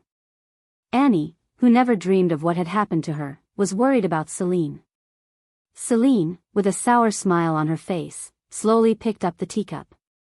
Barry's eyes glowed horribly again as she watched it. Who in the world is a wicked woman and who is the saint? Is there ever a wicked woman in the world who is threatened by a saint? Celine took the cup of tea with her hand to her mouth and glanced over Barry's face. Barry looked as if she should hurry up and drink the tea. You just cried in terror. Her eyes glowed with joy as it tried to reach its right destination. Thinking it would be right to hang her on the wall after she cut off her neck, she put her lips on the glass. And as she pretended to take a sip and put the glass down again, Barry, with an uncontrollably bright face, was seen. As planned, I'd better kill that *tch. Celine, who had vowed again, said, pointing her head. Barry, the tea tastes weird, but what the hell did you put in it? Flopped.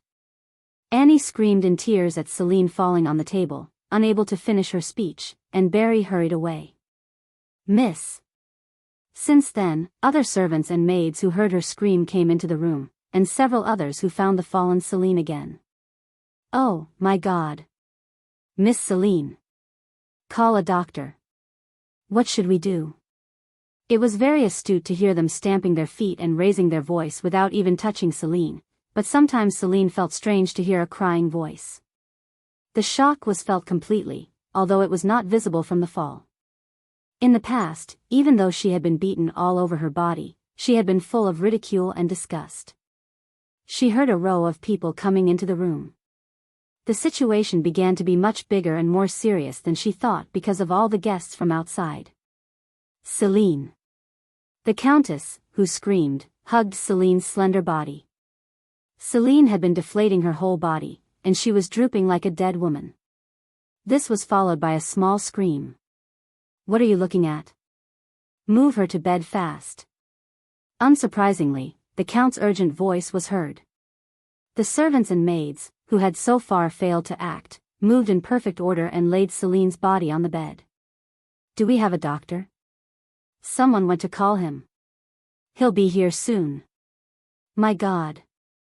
What the hell is going on? The Countess held Celine's hand in tears. She felt a warm body temperature because she wasn't really poisoned. The Countess seemed to be relieved and again raised her voice. Who is responsible for this? Barry, it's Barry.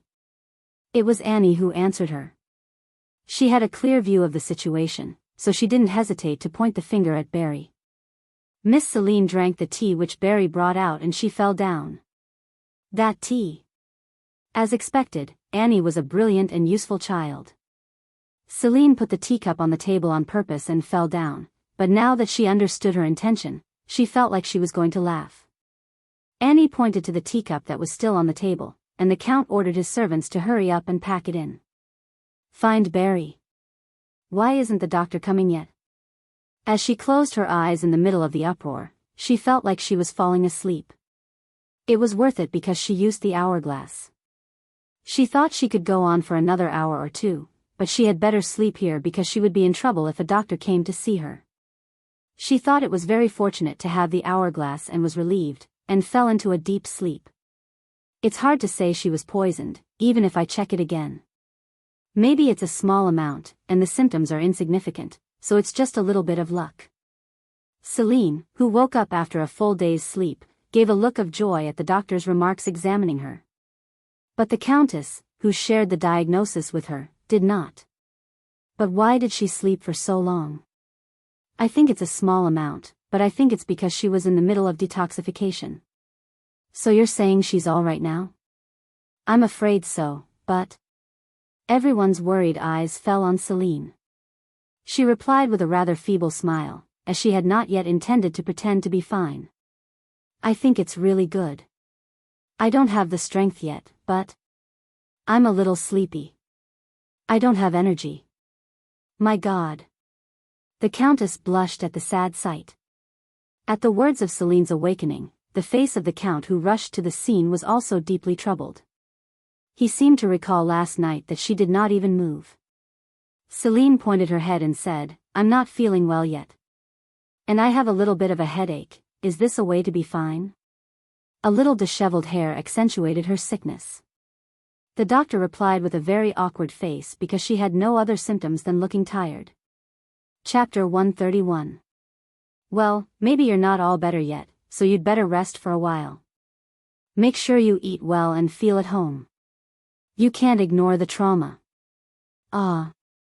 Celine's face turned pale as if the doctor's words reminded her of the time of the incident. Having to live in a mask for a long time, she looked quite plausible.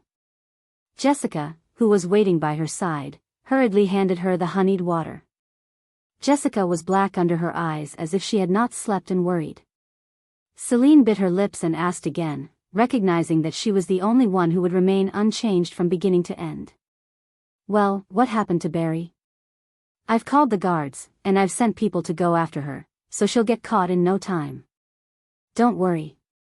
Celine's expression was dark even in the Count's affirmative answer. Is it true that she did it? The poison. I'll have to investigate more to say for certain, but for now I have no choice but to see it. The incredible sight also dimmed the complexion of those watching her. They were grieved over the fact that the maid who was attending at her side had done such a terrible thing to her master. I hope she wouldn't be caught for a long time. Celine was so happy in this situation that she wanted to dance. The longer she runs away, the more compassion she will have for herself. If there is any rumor that this is related to Lyra, that will be a bonus. Lyra, are you all right? Celine spoke to Lyra, who was secretly checking her condition in the corner after she quietly opened the door and came in, and Lyra nodded in surprise. Yeah, it was like a criminal. I am okay. It's a good thing. I wish it was only for me. If you're going through this terrible thing, I'm sure I can't stand it. The remark was sincere. If they were harmed together, wouldn't she be able to pass over the responsibility onto her? Of course, it was what she ordered, so she wouldn't do the stupid thing to drink poison on her own. Oh, come to think of it, it was the opposite in the past. It was Lyra who had pretended to drink poison while she had abetted the crime. It was Celine who had been driven to the culprit. Of course, it was true that she had said it would be better to put poison in Barry's temptation, but the first indicator of the case was Lyra, like now. That had ended Celine's life. Foolish Lyra, it would have been better to pretend to drink poison like then. You didn't know that the bullied patient was followed by pity and sympathy. You'll be feeling better soon. Didn't you want me to die? Lyra's smile, which did not seem to be pleasant as usual, made Celine smile. Thank you very much, Lyra. I'm happy that you're trying to cheer me up. Celine could see Lyra's eyes shaking at the look of weakness but never likely to die. She seemed to want to run away from this place right now. But I'm relieved to see you wake up like this. I think I'm disturbing you, so I'll go out. And she said she was going to run away. It was quite hard to see the person, who she had been trying to kill, smiling alive. Celine could read her feelings from the way she hurried out of the room without looking back. I'll go, then. Call me whenever you need me. Yes, you'd better take a good rest. I'm going out, too. When Lyra suggested that she would go out, the others left, saying, you'd better take a good rest. The last ones who left were Annie and Jessica. Annie fell on Celine's bed and burst into sorrowful tears as if her startled heart still hadn't calmed down. I thought you were going to die. Now she was crying, but in the past, if she said that she was also on the side of killing herself, who would believe it? In a complicated mood, Celine's hand, sweeping Annie's hair, was very rough. Jessica, with this, Annie's eyes would swell out. Can you bring her a cold towel?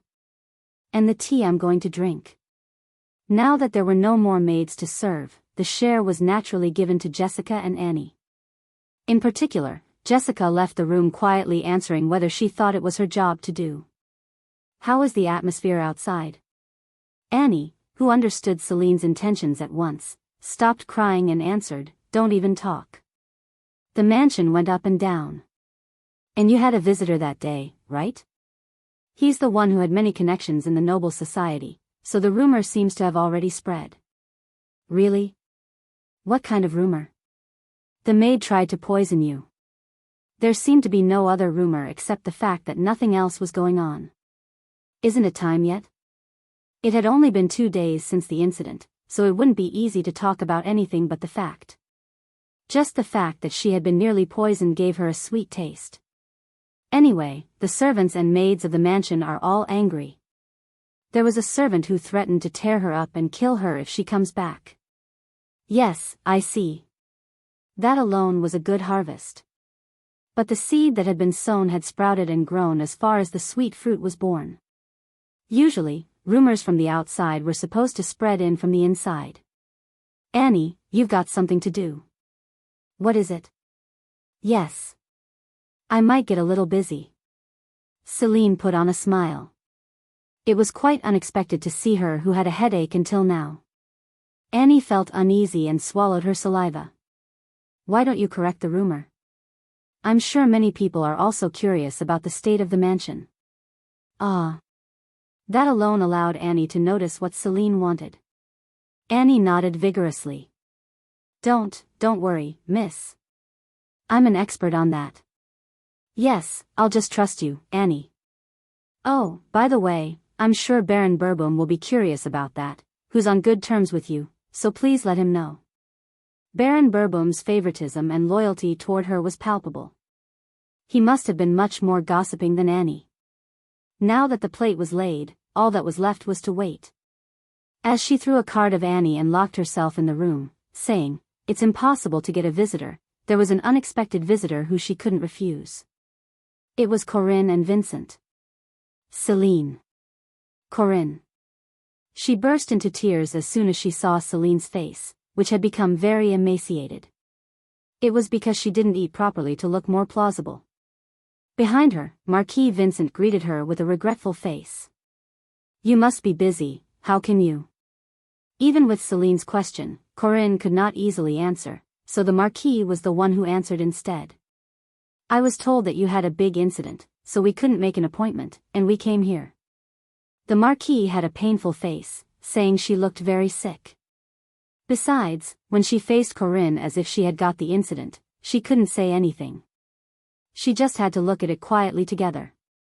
I heard the culprit hasn't been caught yet. I think she ran away right after I fell down.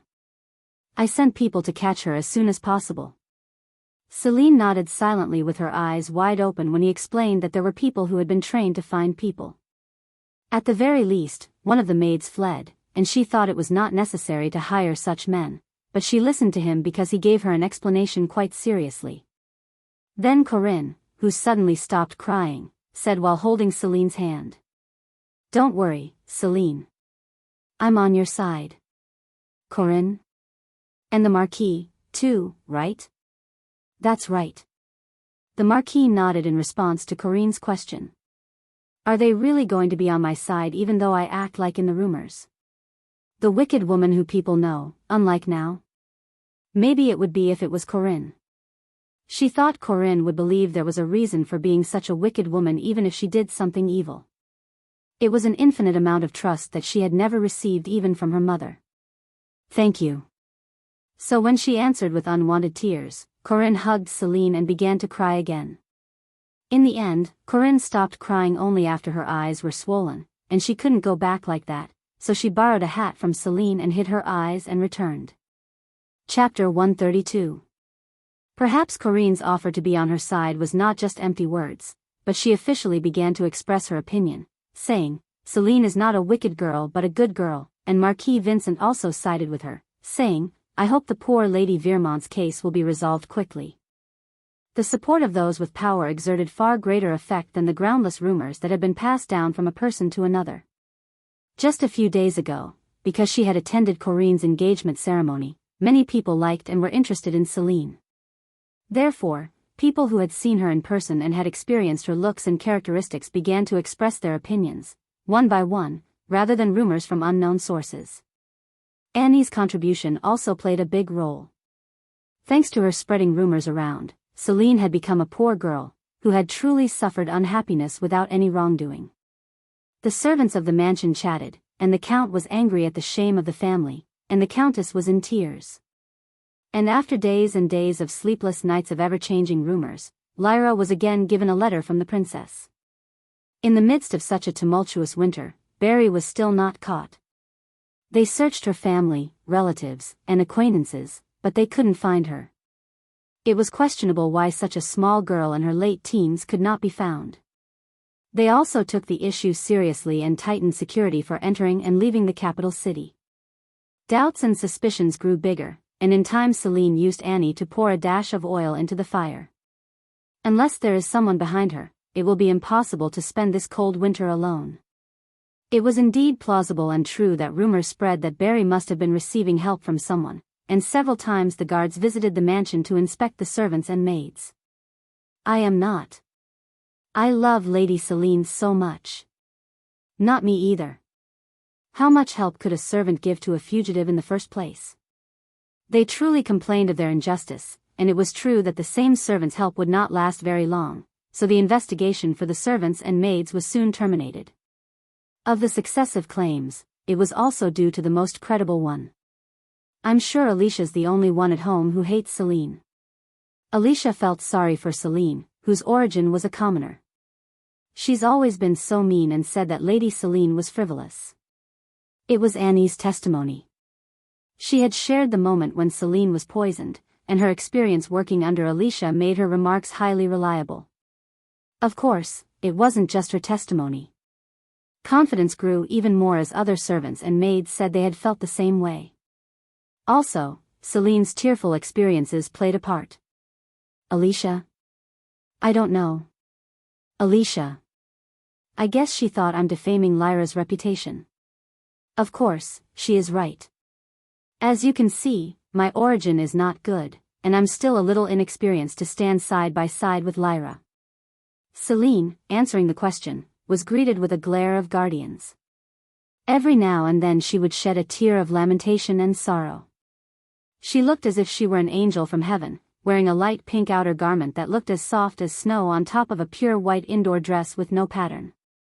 Her blinking light green eyes and the glare of her glimmering blonde hair, whenever she talked, the guards would blush. Oh, have you spoken to Lyra? Oh, no. Lady Lyra seems to be quite shocked, and we haven't seen her yet. I see. She's a weak girl.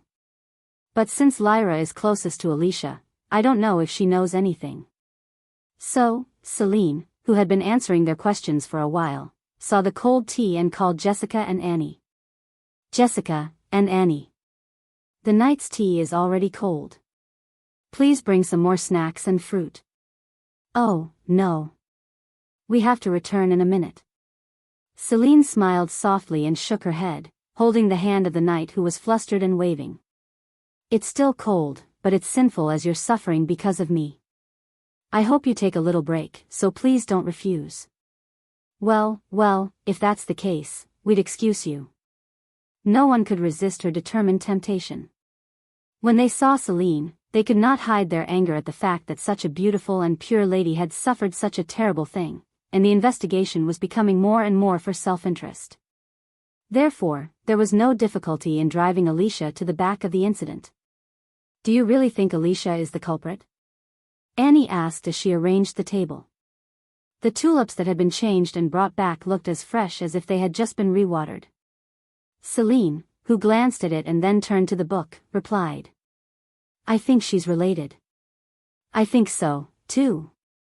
I came to you on Alicia's order, too.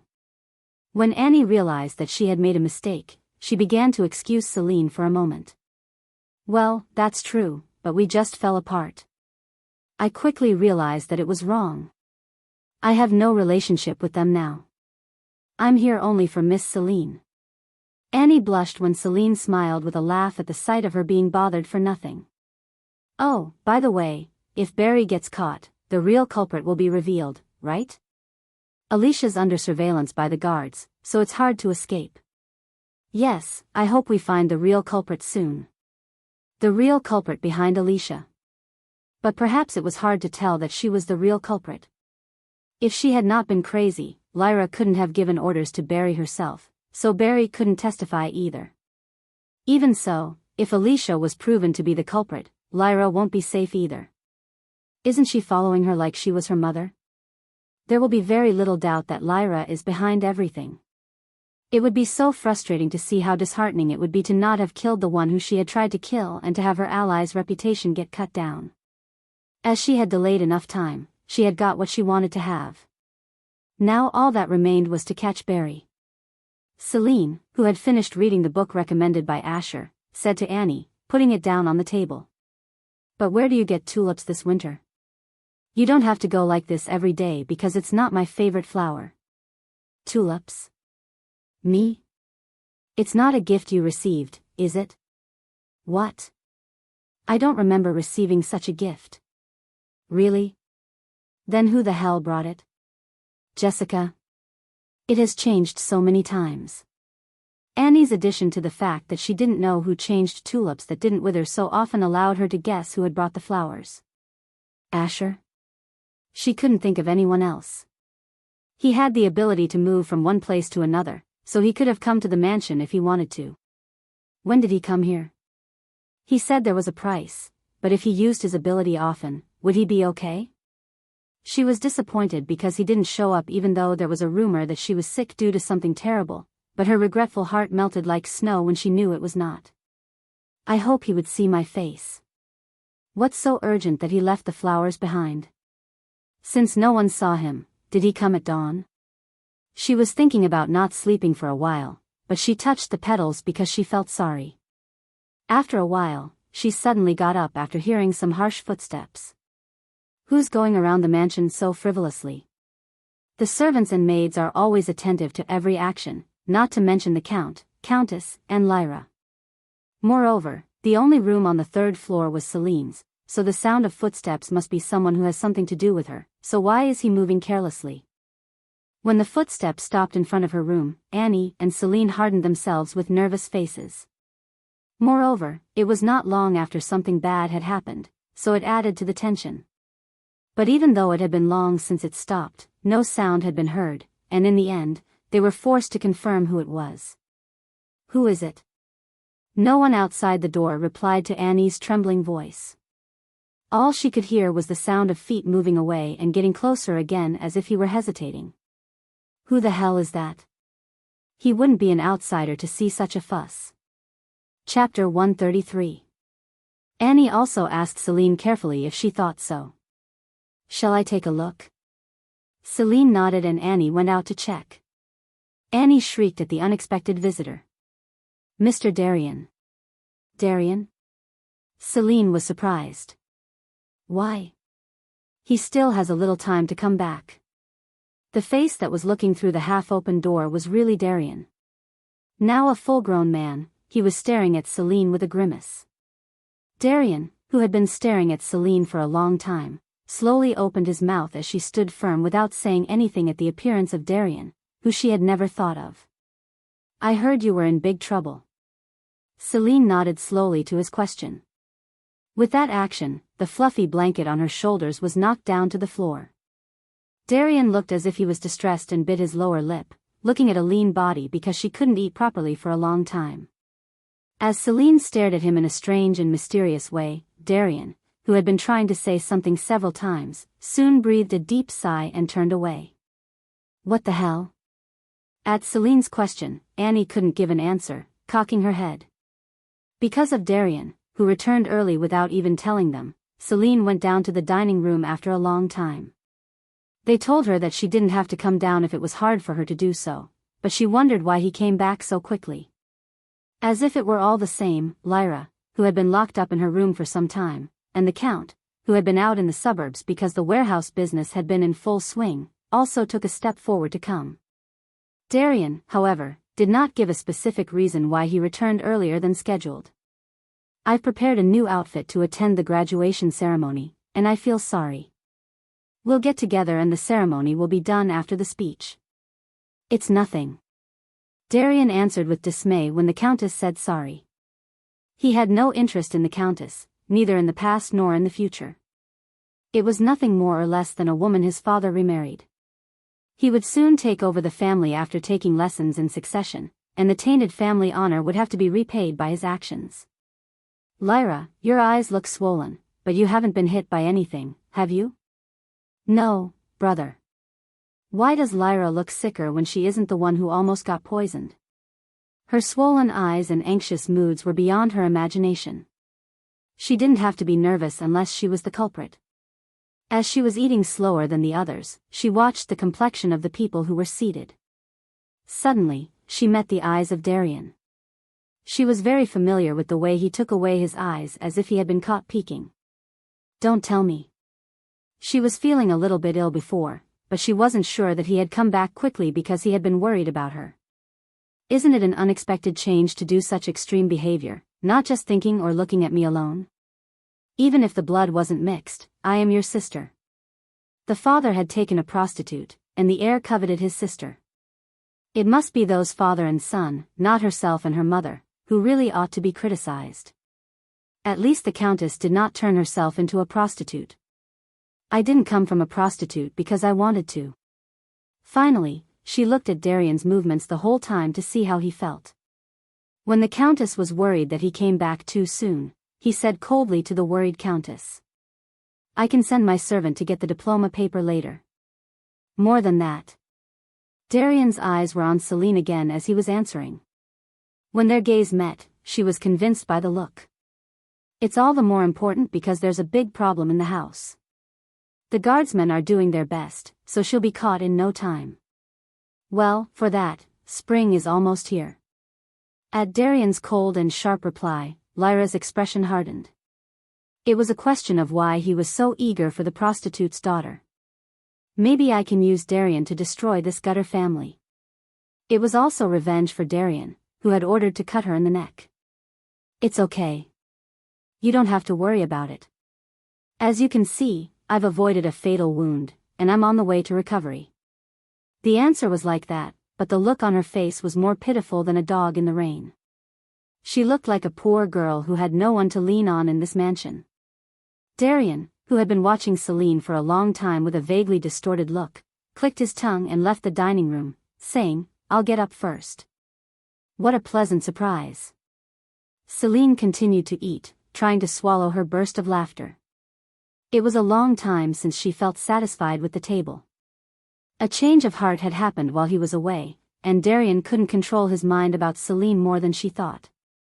He took the precious medicine and put it at the door to help Celine recover quickly, often raising his voice, whether the criminal still got caught. On the surface, he said, this is how the family behaves, but for that, he sometimes looked after Celine, who took a stroll in the garden. Lyra's heart sank as she watched it. Are you really going to visit the princess? Lyra's cold gaze touched Alicia, who was asking. Then what can I do in this situation? At first, Lyra thought Celine would die. She didn't know the name, but she heard it was a terrible poison that could kill a person instantly. So she didn't doubt it, but Celine, who saved her last breath, lived and woke up the next day. So I took Barry, who she was going to send out of the capital, for a while. It was to ask why. But Barry said she didn't know the reason, and to make matters worse, there was an unexpected rumor, and a lot of people were moved by the prostitute's daughter. The angry Princess Julia sent a letter asking her to finish her job at all costs, but there was no other way to deal with it. Barry, frightened by the rumors of sympathy for the wicked woman, fled somewhere. The worst never happened like this. What the hell is this? I've sent the princess many letters of apology, but she doesn't reply. I'm sorry, miss. I'll find Barry quickly and do something about this, so please wait. The only thing going back to Alicia's desperate efforts to calm Lyra down was Lyra's cold gaze. That was because Alicia had been saying a lot of excuses. No matter how much she followed Alicia, she couldn't get over it easily this time. No, she couldn't stand still. Perhaps he was out of his mind, and even Darian came in and said he would resolve the case. I'll be out for a while. Without instructing Alicia, who was just standing there, Lyra looked for a dress on her own and headed to the Duke's mansion of Frederick in a ready-made carriage. The pale-faced Alicia followed hurriedly. I'm sorry to say that, but it's hard for you to meet the princess because she's busy at the moment. She asked me to deliver it. Since she said she'd be in touch later, why don't you wait at the mansion? However, she could not meet the princess at the Duke's mansion unexpectedly. It was not easy to meet the busy princess without making an appointment. Alicia, who supported Lyra, who was about to collapse at any moment, pleaded with the butler, who blocked the entrance of the mansion tightly. Let's wait. She might get better after giving her a little time. Well, it'll take a long time. We don't mind what time it is. Isn't that right, miss? Ugh. Looking back at the butler who said he would ask the princess, Alicia said that everything would be okay as always because the goddess of fortune was always with Lyra. It was something that her identity and family had brought. Fortunately, she didn't mean to be cold and kick them out, so she allowed Lyra to wait in the indoor garden.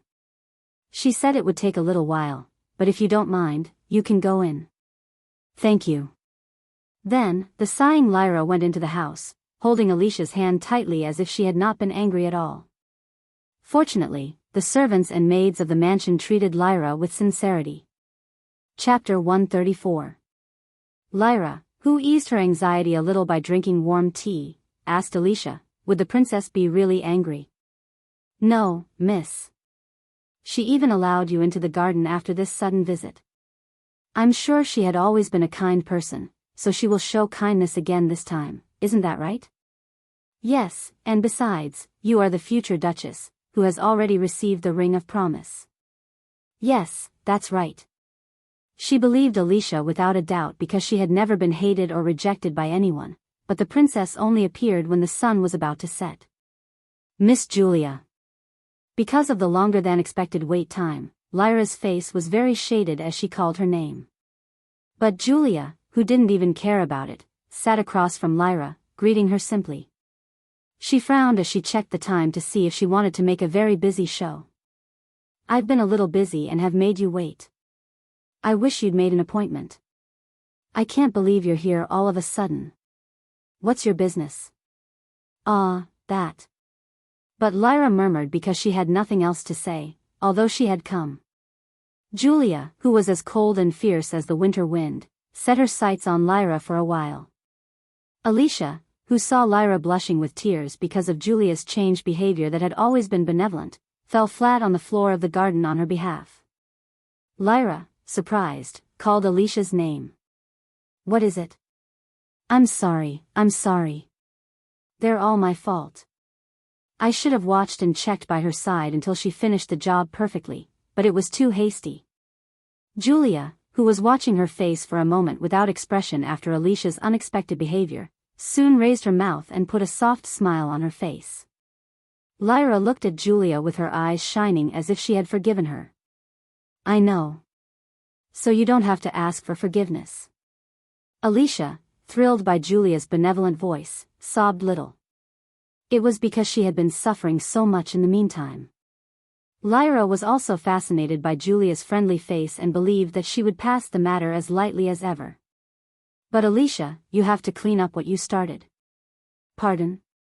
I saw in the letter that there was no way to find Barry as she ran away. Isn't that right, Lady Lyra? But what came out of Julia's mouth was hard for Lyra to accept. I can't believe you're making Alicia finish it. How on earth? Julia kindly explained the method to the unanswered women.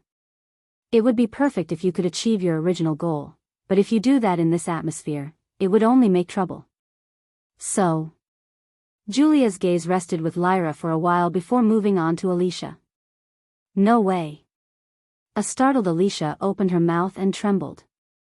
You have no choice but to say that someone is the real culprit. Miss Julia. Lyra was surprised and leaped from her seat. She then stood next to Julia. No matter how wrong she had been, she couldn't let her go like this since she had followed her like her mother. As if looking for an opportunity, even the imperial castle announced a statement that it was a terrible and awful incident, so they had to solve the case as soon as possible. If someone said that she was a real criminal, she wouldn't die a good death. Wouldn't there be another way?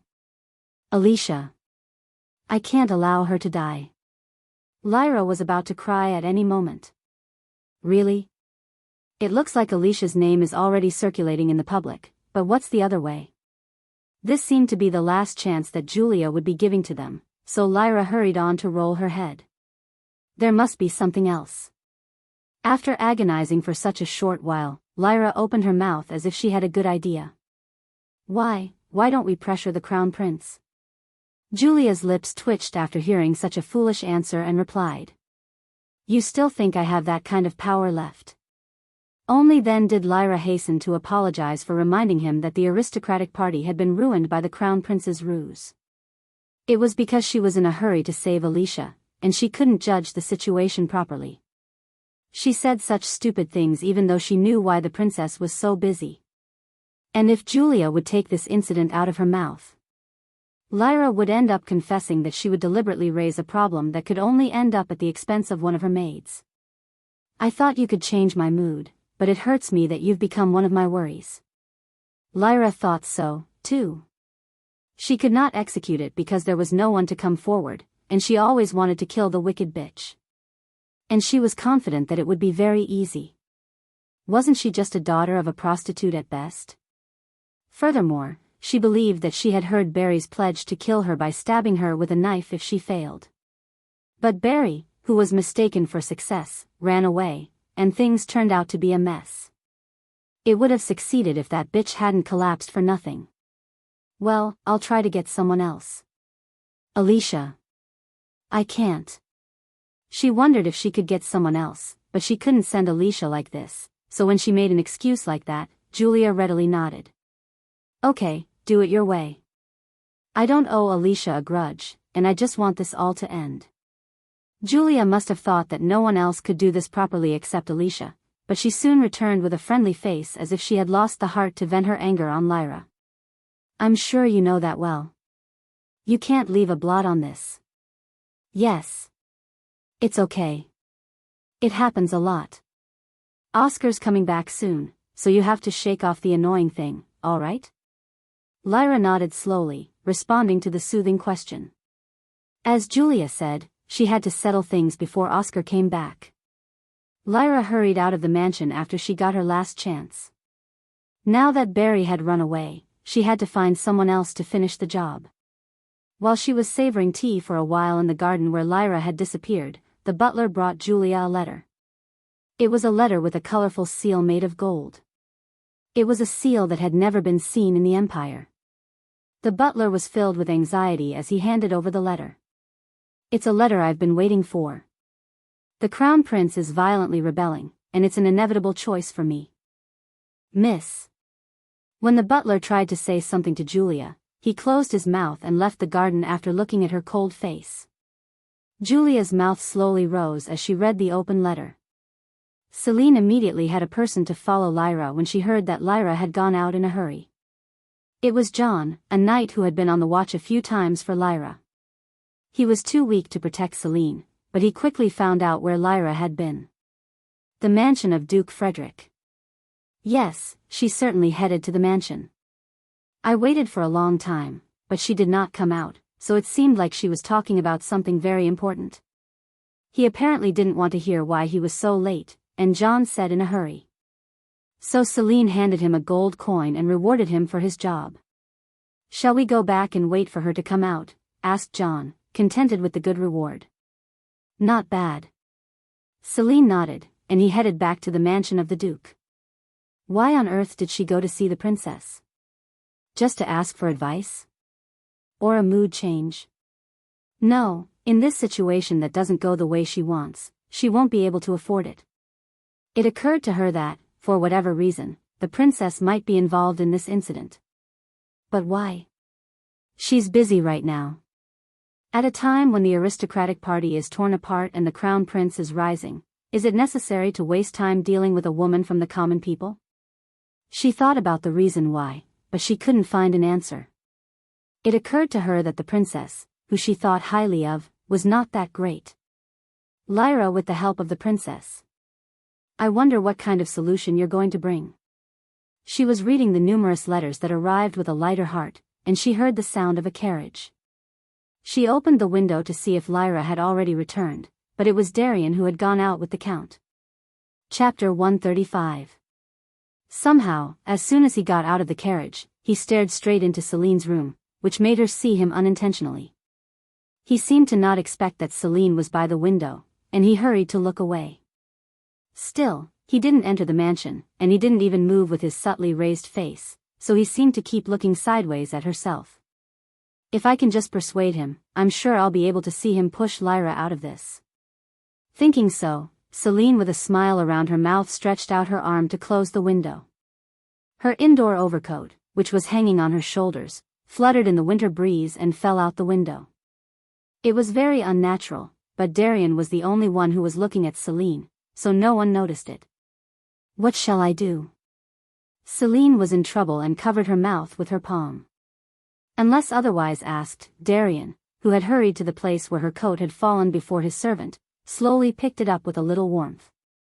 That's Lady Celine's clothes. I'll wash it and bring it to her, Darian's servant said. Washing it was necessary because it had fallen on the snowfield, but Darian held his coat in his hand and was troubled for a moment. He then said while shaking his head, "No, thanks. I'll get it for her." Darian, who took off his coat and gave it to his servant, climbed the stairs at a slow pace. Celine's coat was in his hand. Now completely cold, it was only warm in the hands of the strangely hot Darian. A few more steps, it's on the 3rd floor. The fact that he had to go back down after he handed over this coat gradually slowed him down. But it was not so far from Celine's room, so he soon came to her door. "Brother. Did she wait for me?" As soon as Darian stopped walking in front of the door, Celine opened the door and welcomed him. "It's very sweet of you to bring my coat." Growing wonderfully beautiful every time he met her, she now exuded a palpable mood that caught the man's eye with just a light smile. He had tried to shake it off a few times, but sometimes he had to grit his teeth to turn his attention, which was charmed, rather than shake it off. "I swore I'd never be like my father." He was ashamed of his father, who was so fascinated by a beautiful appearance that he had even given up his mother's seat. But bloodlines couldn't seem to be deceiving, and in the end, he was also a fool who was bewildered by her subtle and beautiful appearance, even though she was his new sister, who was called a wicked woman in public. "Next time you'll be the one to fall off, not your clothes if you pull the windows like that." When he said so under the guise of being blunt, Celine looked very moved. "Are you worried about me now?" She looked as if she had been worried by someone for the first time. He was worried that he might have made a mistake because he was so blunt. Darian, who recalled the treatment Celine had received at the mansion, answered, softening his stiff face, "I don't want to see someone fall." "Thank you, brother." Darian, who was briefly distracted by Celine, who thanked frankly, soon gave her overcoat with a loud whimper. Passing the dirty coat, there was a sense of self-deception about what he was doing now, but now there was even greater disappointment that the need and opportunity to talk to Celine had disappeared. He thought so, but I was just about to be free, but if you have time, why don't you have tea with me? Unexpectedly, Darian was given another chance. Celine, who had her hand wrapped over his hand holding her coat, smiled shyly. Reason told him that he shouldn't have to, so he had to turn it down, but there was no way he could refuse to see the warmth that those overlapping hands had, and the pupils of her eyes that seemed to hold the light within them. He nodded silently, feeling somehow that his face seemed to be getting hot, and Celine closed the door and disappeared into the room, asking for a moment.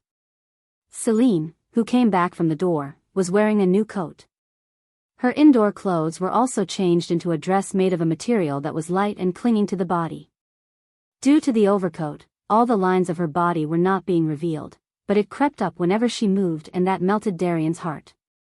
Celine, sitting on a table in the garden on the 2nd floor, took a sip of warm tea.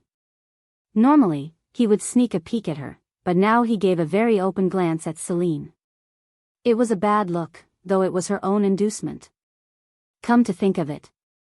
When Celine broke the silence and opened her mouth, Darian, who was looking at her, shuddered with astonishment. This was because it was a shallow act that could be done by a bastard. He had to trim his clothes for fear of shame in his behavior. Celine pretended not to see it and kept her words. "It's no wonder I've made the house so noisy." "I'm sorry." "Why do you apologize?" "You can't say that's because of you." When she rebuked herself with a pretty sad face, he came back with a calm expression and consoled Celine. Celine, who had managed to put up with it again, had almost laughed at his way of being so different compared to the past or just last year. "It's true because I'm bad. There's something ugly about everyone. That doesn't justify trying to do harm." Even though that ugly thing was a fatal drawback that could not be fixed or improved for life, Darian said with a pretty plausible elder's face, even though he also hated Celine's origin. Despite Darian's consolation, Celine stuck to her grim look. Then she lowered her eyes with her hands wrapped around the teacup. The sight made her look like a poor herbivore who had lost her mother. "Thank you, brother. But I think it's better that I leave the mansion right away once I'm an adult. This could happen again. I'm sure I'll just cause the family trouble." "What?" Darian's voice rose in surprise at the unexpected news of her departure. Although it was common for an adult to get engaged and marry and leave the house, it was usually after marriage. However, it was very rare for an unmarried aristocrat to gain independence, and most of those cases were because they were evicted from their family. Maybe that was why Darian was surprised. "I repeat, I don't think you have to go so far because you're not guilty." He vented his tantrums and anger, albeit faintly. The hand that took the cup of tea and carried it to his mouth was quite rough. Sometimes he even muttered to himself, taking a glance at Celine, who was still holding her wretched face. It must have been quite a shock to hear that Celine was planning to leave.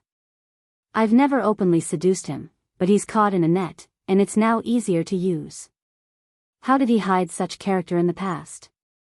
Even though there had been an easy road, she had not noticed it, and she took a handkerchief out of her arms and wiped her eyes in mourning for the foolish past that she had wandered around the thorny path.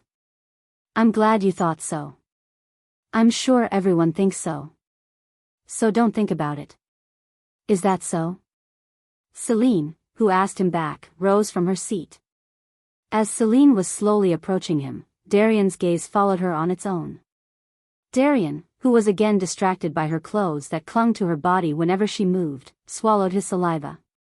Celine, staring into Darian's dark eyes, reached out her hand. Its destination was near Darian's neck. Darian's eyes, which shrank slightly under the unexpected circumstances, trembled convulsively, and Celine smiled softly and fixed Darian's tie. "It's a little crooked." "Ah." Surprised, Darian didn't give a proper answer. Even though the tie was straight, Celine's hand wandered around Darian's neck for a while, making him lose his mind. Even though it was a light touch, Darian swallowed his breath. Celine, who had finished fixing his clothes, finally took the invisible dust off his hair and said to Darian. He looked as if he were in a state of fascination. "You're sweet, too. There's only one person I can trust at the mansion." Chapter 136. His eyes glazed in front of Celine, who returned to her place after leaving words of significance. Celine, who took a sip of a cold tea, hit the last wedge. "But I'm still nervous, so what should I do? Please let Darian punish Alicia himself." She announced the end of their tea time, hoping to run down Lyra. "I wish I could drink tea with my brother from time to time. I don't have much time left until I become an adult." Like his father, Darian, who was so easily charmed by beauty, immediately became Celine's ardent ally. He suggested doubling the number of people looking for Barry at the dining room, where she had just gone down in the case. "If we drag this any longer, even the family's credibility will be questioned." The Count readily agreed. It was thanks to the fact that he had become quite useful to her. It was only Lyra who had a negative opinion. "There's already a lot of people looking for her, so what difference will it make if we add more people?" When Celine, who had heard her, agreed with a very lonely face, Darian, who frowned at her, responded to Lyra. "So, Lyra, I think Alicia's name is mentioned as someone involved in this case." Lyra was surprised by what her brother said, so she raised her voice. "Brother, do you even suspect Alicia? Where there's smoke, there's fire. In fact, Barry has been working for Alicia for a long time." "Never. She's not the kind of person who would be involved in such a terrible thing." It was unfamiliar to see her face blush, and she was screaming and denying. With that ugly figure she had never seen before, she could see how much Lyra wanted to protect Alicia. "So, I have to make sure that Alicia is the main driver of this. Maybe I'll see Lyra wailing and fainting. Why didn't I realize that Alicia was a very good prey?" Celine said soothingly to Lyra, "If she's not really guilty, it's a rumor that's going to go away soon, Lyra. Don't worry. Isn't that right, Darian? Yes. But Alicia was guilty and would be subjected to terrible punishment. Lyra's face turned white as she watched Celine exchange answers with her brother more friendlier than herself. Intuitively, she must have felt that something was wrong. Darian was overly aggressive in trying to solve this incident, doubling the number of people looking for Barry and asking the servants and maids about Barry. And occasionally he made progress, threatening Lyra unintentionally. Miss, Alicia is out again. Celine smiled a sour smile as she listened to Annie's report. She had been close to Lyra's side so far, but she went out alone as soon as Darian put his energy into the investigation. Now that the time had come to finish this tedious task, Celine had also sent out men, and they found some traces of Barry. She had commissioned most of the mercenaries waiting in the capital, and it was only a matter of time before she was caught. She didn't know what would happen, and she had talked to Barry's family. She might show up in the near future on her feet. As the night fell, Celine yawned, and Annie sorted out the place and asked, "Do you want to go to bed now?" "No. I have a lot of letters arriving every day, so I think I'll have to read them all and sleep." "Won't they come this far again tomorrow?" "That's true, but why don't you have someone else do it? Your reputation has been elevated, but it's too much." Annie was astonished as she looked at the stack of letters on the table. But when she couldn't do so, Celine replied briefly, "I'll just think about it." "Well, shall I wait here?" "No, go get some rest." "I'll just flip through the letters and go to sleep." "Yes, miss." "Good night, then." Celine, who glanced around Annie as she left the room, was immersed in her work of leafing through the letters again. She didn't know much about what happened outside the empire, but proposals poured in from businessmen in other countries. They were giving Celine a headache because they had to be judged purely by her knowledge and insight, not by knowing the future. Nevertheless, she looked carefully at each one. It had been several days, and she kept yawning as she went on. "Oh my God. My eyes are hurting a lot today, and now it's already late." Was it because she was so engrossed with what she was doing? Without even knowing it, a new day was just around the corner. She still had some more letters left, but if she kept reading, then it would be morning soon, so she hurriedly arranged the letters and laid herself on the bed. Why can't I sleep? Sometimes she could not fall asleep when she was too exhausted or tired, but even though she closed her eyes, she couldn't sleep easily. So she lay still in her bed for a long time, and suddenly, she felt a strange sense of déjà vu. I don't think I'm asleep. No, am I dreaming?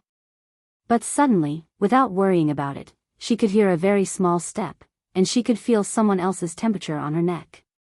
It's not a dream. Celine opened her eyes. Ah. The intruder in the middle of the night was none other than Asher. She could clearly see him backing away, bewildered by the bright moonlight that permeated through the window. His dark blue eyes' color slowly blurred. I didn't mean to surprise you. I'm sorry. He apologized in a hurry.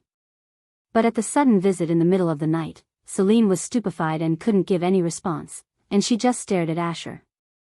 Due to the tulips that he left, she knew that he was visiting her sometimes, but as she faced him in person, she was embarrassed. Lady Celine.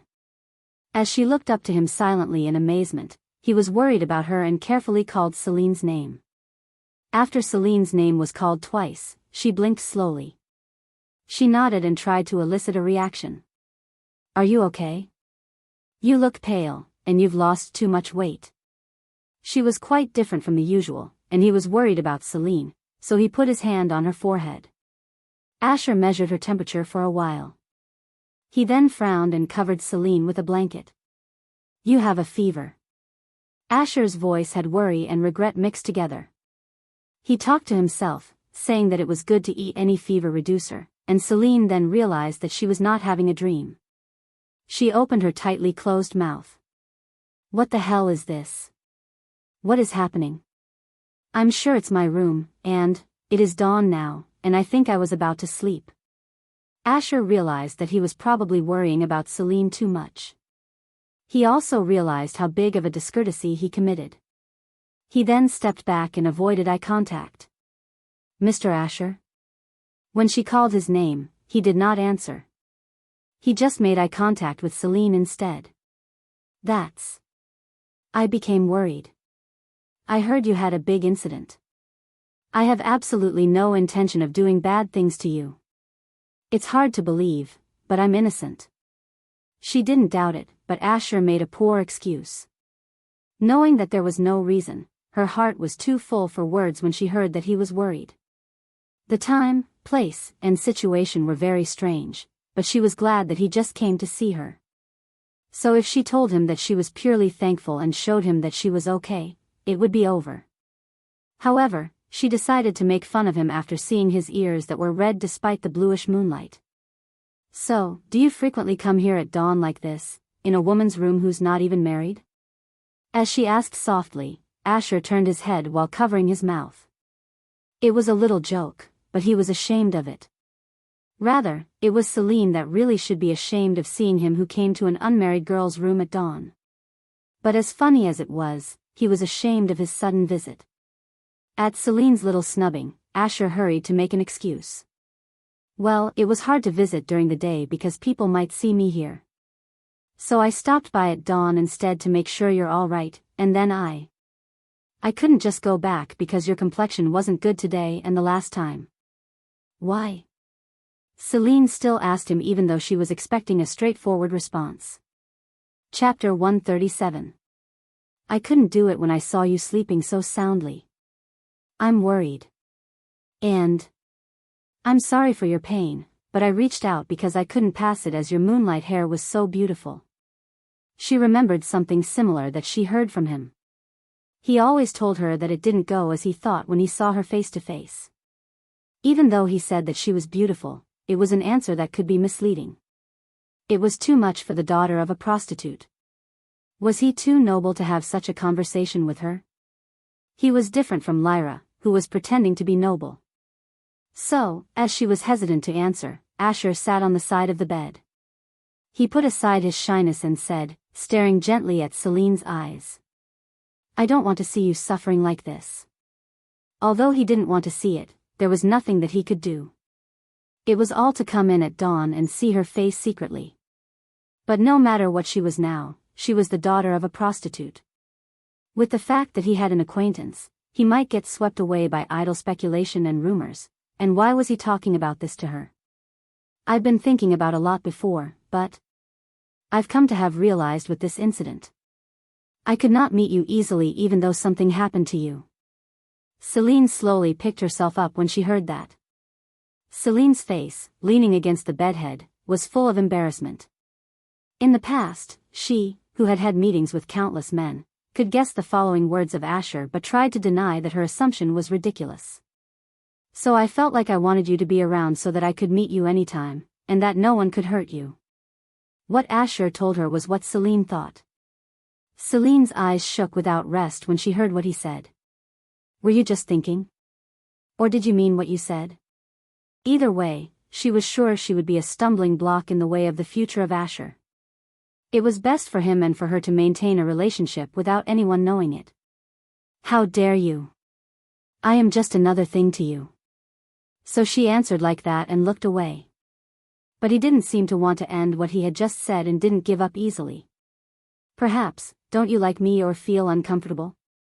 "No, that's not. No way." She had never lowered her guard to any man. She had always cooked to her own taste and used her greatest weapon, beauty, to make them lose heart. That was only possible because Celine didn't feel anything for her opponent, but Asher was the only one she couldn't resist. It might be because he had been unusual from their first meeting. The unpredictable mix of situations and encounters had made it impossible to judge on the same lines as the other men she had met. Perhaps it was because she had continued the meeting from the beginning without expressing her real intention. It had not been for her to not like him from the beginning, no matter what the process had been. No, she had been rather happy when he had worried about herself or she had come across him accidentally. "But I'm sure I'm not going to be of help to you. I'm from a humble family that doesn't match Mr. Asher. Everyone will swear." It was the plain truth. No matter how much the reputation of Celine was changing, the stigma of being the daughter of a prostitute would always be there. But he didn't seem to think so. Is there anything more stupid than judging a person on such a useless basis? I don't, but do you judge people by their origin? No. And now I'm not weak enough to be swayed by such trivial rumors. There was confidence in his eyes when he retorted. For him, who had long been oppressed and tested, what Celine was worried about seemed to be a trivial matter. In addition, you are clever enough to make such rumors useless. At least that's what I've seen. He smiled softly, saying what he could not easily convey, but he was full of trust and faith even though he did not know much of what Celine had achieved.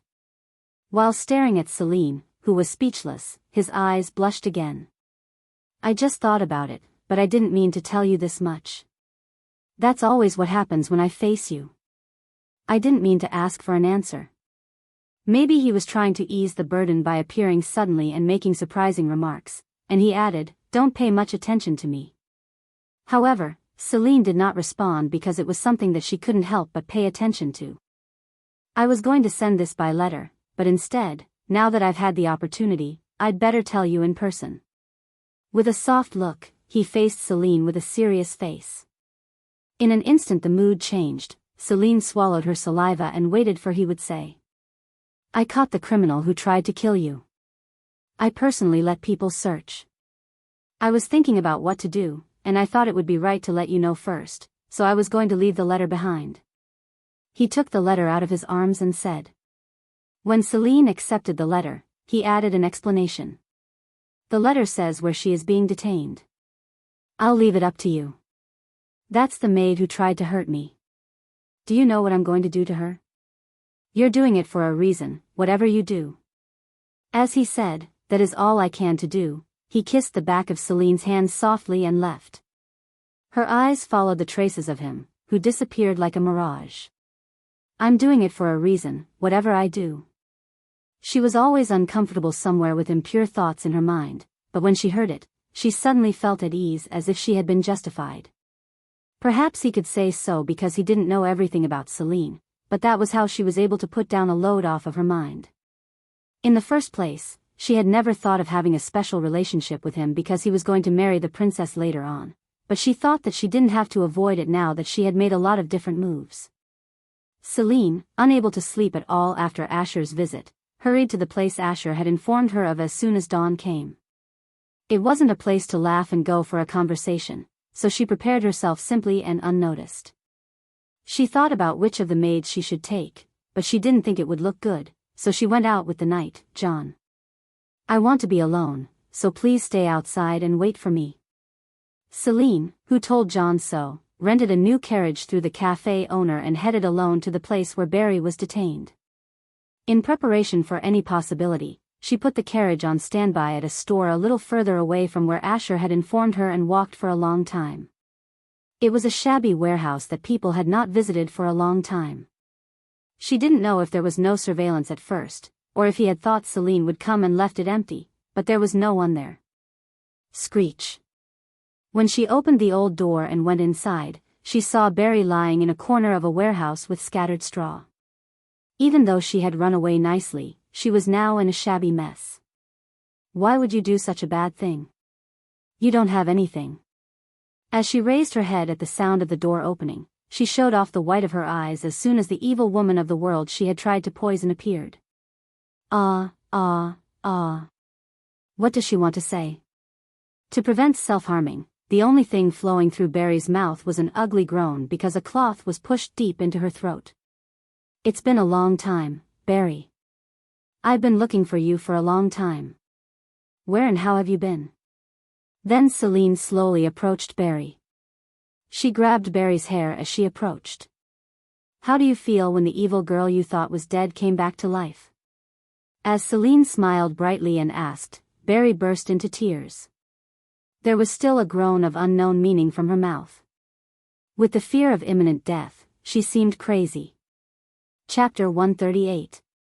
Why did you do such a bad thing? Did you really think you can kill a wicked girl? You're the one who came into my maid with a bad idea to me who was still there in the first place, right? As if she hadn't washed her hair for a long time, the palm of her hand was greasy, and she brushed it off. She thought that she could beat that dirty little girl to death, but she was so dirty that it was gone. I don't have to worry about it now because I'll get rid of her once it's all over. There was no need to hurry. They would all be ruined anyways. That was why they should have taken Barry abroad. Why do you give me this precious opportunity? Celine, smiling as usual, crawled into the corner and opened her mouth as she looked at Barry, who was shaking. I'll make a suggestion. I'm sure it's not a bad offer for you. When everything's done, I'll make you run abroad, of course, with no injuries. When she said so, Barry's trembling body hardened. Her slowly lifting face was full of questions. Celine with a bright smile added a kind explanation again.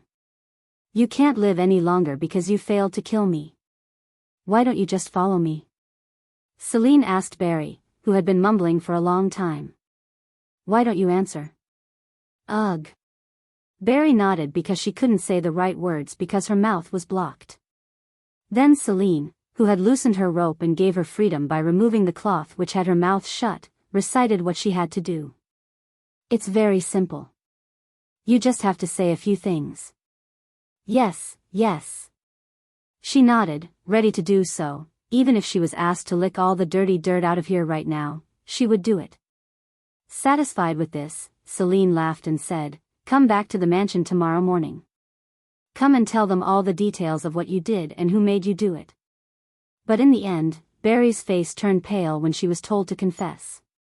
Yeah? But if I do? If she confessed what she had done, she would be taken by the guards immediately. They would behead her right away. Disbelief rose in her eyes. She seemed to think that if she confessed, she would be sent to prison with the real culprit. Foolish. Celine laughed and answered as if her thoughts were obvious. Barry, if I had intended to kill you, I wouldn't have come here by myself like this. Why would I keep you alive for another day? Then Barry, who was agonizing for a moment, answered in a very small voice. Are you going to catch the real killer together? It was a very bold answer, as the girl who had carried out the poisoning. Celine, smiling, asked, Why did you do such a foolish thing when you were so wise? That's right. I want to catch the real criminal. I hope the real criminal alone will take all the blame to herself. You're only the accomplice, and if you escape alone, she will feel it's unfair.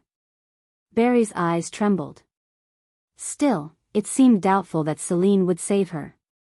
Celine twisted her hair around her finger and said playfully, I can't help it if you don't believe it. But think about it. This problem will not be solved if you run away just like that, is it? How long do you think you'll be able to get away? She was already afraid and had run away by betraying Alicia. There was no one to help Barry. If she kept running away, she would be caught soon. So you'll have to take advantage of this opportunity I'm giving you. Celine omitted to say that. Otherwise, she would not be safe, but Barry swallowed her saliva as if she had noticed it. Then I'll leave the choice to you. You can make any excuse. It wouldn't be a bad idea to live with the sympathy that your family was held hostage. And most of all, I'm not dead. Make your own story. Maybe it's your last choice. Celine was about to put a piece of gold on the floor and turn around, saying, I want you to eat something. Well, miss. Celine heard Barry's voice behind her back. There was already power in her voice as to whether the choice was over. It was fast, too. Yeah, she didn't have a choice anyway. As Celine smiled brightly and turned around, Barry rolled her eyes around and opened her mouth carefully. Well, how do I get to the mansion? Celine, who had never thought of it before, opened her eyes and covered her mouth. My God. I almost made you walk. I'll send a wagon here in the morning, so you can take it. Barry nodded and said she would do so. The look of doubt until now was gone, and now she had no doubt because she believed Celine would save her. Celine, who confirmed the desirable face, left the warehouse expecting a pleasant schedule tomorrow. After meeting Barry, Celine was really willing to keep her promise, so she arranged a wagon and food for her to leave for a foreign country. Unknowingly, Annie helped her and asked, cocking her head. Are you going to travel somewhere far, miss? No. For that, the carriage is so normal. Someone's going on a long journey. She would go so far away that she wouldn't be able to come back. Without answering Annie's question, who the hell is she? Celine read the book and the letter and waited for Barry. But as morning came and even a single trace of Barry couldn't be seen, she felt a little nervous. Don't tell me you've changed your mind. Miss, you should eat some lunch. I should. Is there a problem? As Celine was motionless because it was already the promised time, Annie urged her to go down to the dining room. I was sure I sent a carriage for her this morning, but why hasn't she arrived yet? Celine, who was frightened, was about to leave the room, worrying if she had fled again, but suddenly, someone called Celine's name. Miss Celine. As she turned her head, there was something black beside the door. Surprised by it, Celine managed to hold back her scream and identified the face that was only slightly exposed, wrapped by a cape. It was Barry, who didn't show up until the end of the morning. You had an amazing talent to surprise me. She seemed to have come up to the third floor without being found out because she had worked at the mansion for a long time. Barry, who found Annie after Celine, hurriedly covered her face with a cape. Who are you? She is my guest, so stay back in your room. I'm going to skip today's meal. Again? Would you like me to bring you some porridge? No, I'm okay. Everyone wouldn't be able to eat lunch today anyway. After sending the worried Annie, she and Barry went into the room. Barry stood in the middle of Celine's room. Her appearance looked so nervous. Why did you come straight to my room without doing your job? I'm sorry to say this, but I had to make sure there's a way to live. As expected, Celine opened the window, saying, Don't worry. Outside, there was a carriage waiting for her. Is that really my carriage? Well, I've got food ready, so don't worry about it. And I've also got plenty of money for the trip. Celine brought out the pocket she had in her drawer. It contained enough gold coins to live on without having to work for the rest of her life. Barry, who had confirmed it, sighed deeply, as if determined, and soon disappeared from Celine's room. And in that moment, from the first floor of the mansion, which had always remained calm, a mysterious scream rang out. Yeah! The loud footsteps behind it and the shouting came as far as Celine's room, located on the third floor. Celine's mouth crept up. Is there any music in this world that could be more beautiful than that? Celine, who slowly went down to the first floor, appreciating it as if it were prima donna's song, could find Barry arrested by strong servants and weighed down on the floor. Her face on the floor was so sorry that she opened his eyes round with her mouth covered with her hand. Miss Celine. Miss. It's dangerous here. The most dangerous thing here was Celine, but the servants and maids worried about her and added strength to the hands that had laid Barry. Chapter 139. Celine wondered if Barry was going to die before she confessed. She burst into tears as if to be overcome with fear, and the Count belatedly raised his voice, saying, What the hell is all this fuss about? The uproar was so great that after the Count stopped eating, and Lyra, Darian, and the Countess came out after him. They all looked unhappy with the situation. Master. We're in trouble. The real owners of the mansion appeared, and the servants and maids crowded in the hall paved the way for a good view of the arrested Barry. Barry? Lyra's face was horrified to find Barry. Her eyes looked as if they were going to pop out. How dreadful and fearful she must be now that Barry had returned after betraying herself. Alicia following her was also stone-hardened with her mouth open. The Count, who was embarrassed because he didn't know if she came back into the mansion on her own feet, shouted, Please contact the security forces, and the Countess, who was relieved of her legs, fell on the floor unseemly. Darian hurried to Celine and stood guard against her. I have words. Ugh. Barry managed to wring her voice from under pressure. Everyone's eyes were on her, and as if she were trying to stop her from speaking, Lyra sank and wrapped her head in fear. We have to let her shut up and call the guards. She's too dangerous. Alicia raised her voice too much and made a fuss, but Celine had no intention of letting Barry leave, and of losing the opportunity she had barely made. Barry's got something. I think she's going to say something important. Then Celine grabbed Darian's sleeve and answered. It was a small voice that was only audible to Darian. Darian stared for a moment at Celine's hand, which caught up in his sleeve, and her pale face, and soon insisted in a loud voice that they needed to hear Barry's. It's a woman with no power. She's tied, so there's no danger. It'll take time for the guards to arrive, so we'll have to hear why she showed up. The Count nodded at his reasonable remarks. When things didn't go as planned, only Lyra and Alicia showed fear in cold sweat. But what if she hides a weapon in her body? I'm so scared. At that abominable look, Celine answered with her head sticking out from Darian's back. It's also a little bit like that, too. So, Lyra, wouldn't you rather go up to the room? I want to listen to her because I have a guess. Yes, miss. You'd better go up. Alicia's expression was horrified when Annie, who was no different from Celine's slave, helped her. How upset she was because there were two maids who betrayed them. Lyra, as you say, it may be dangerous, so go up. The Count also urged her, who had nothing to do with the incident, to go up to the room, and after all, Lyra wouldn't leave, clinging on Alicia's arm, saying, it might be okay because there are so many people. So Celine glanced at her from behind Darian's back. At the same time that she was given a chance to speak, the trap of squeezing Barry's body loosened a little. When Barry saw the glistening eyes of Celine, she took a big breath and slowly opened her mouth. In fact, I was threatened. She threatened me to kill my family if I don't poison the tea of Miss Celine. Alicia clenched her fist so tightly that her fingernails stuck in her palm at the lie. Looking at her bulging eyes, she looked eager to shout at the nonsense. Barry's voice rang again in the silence of the hall. So there was no choice.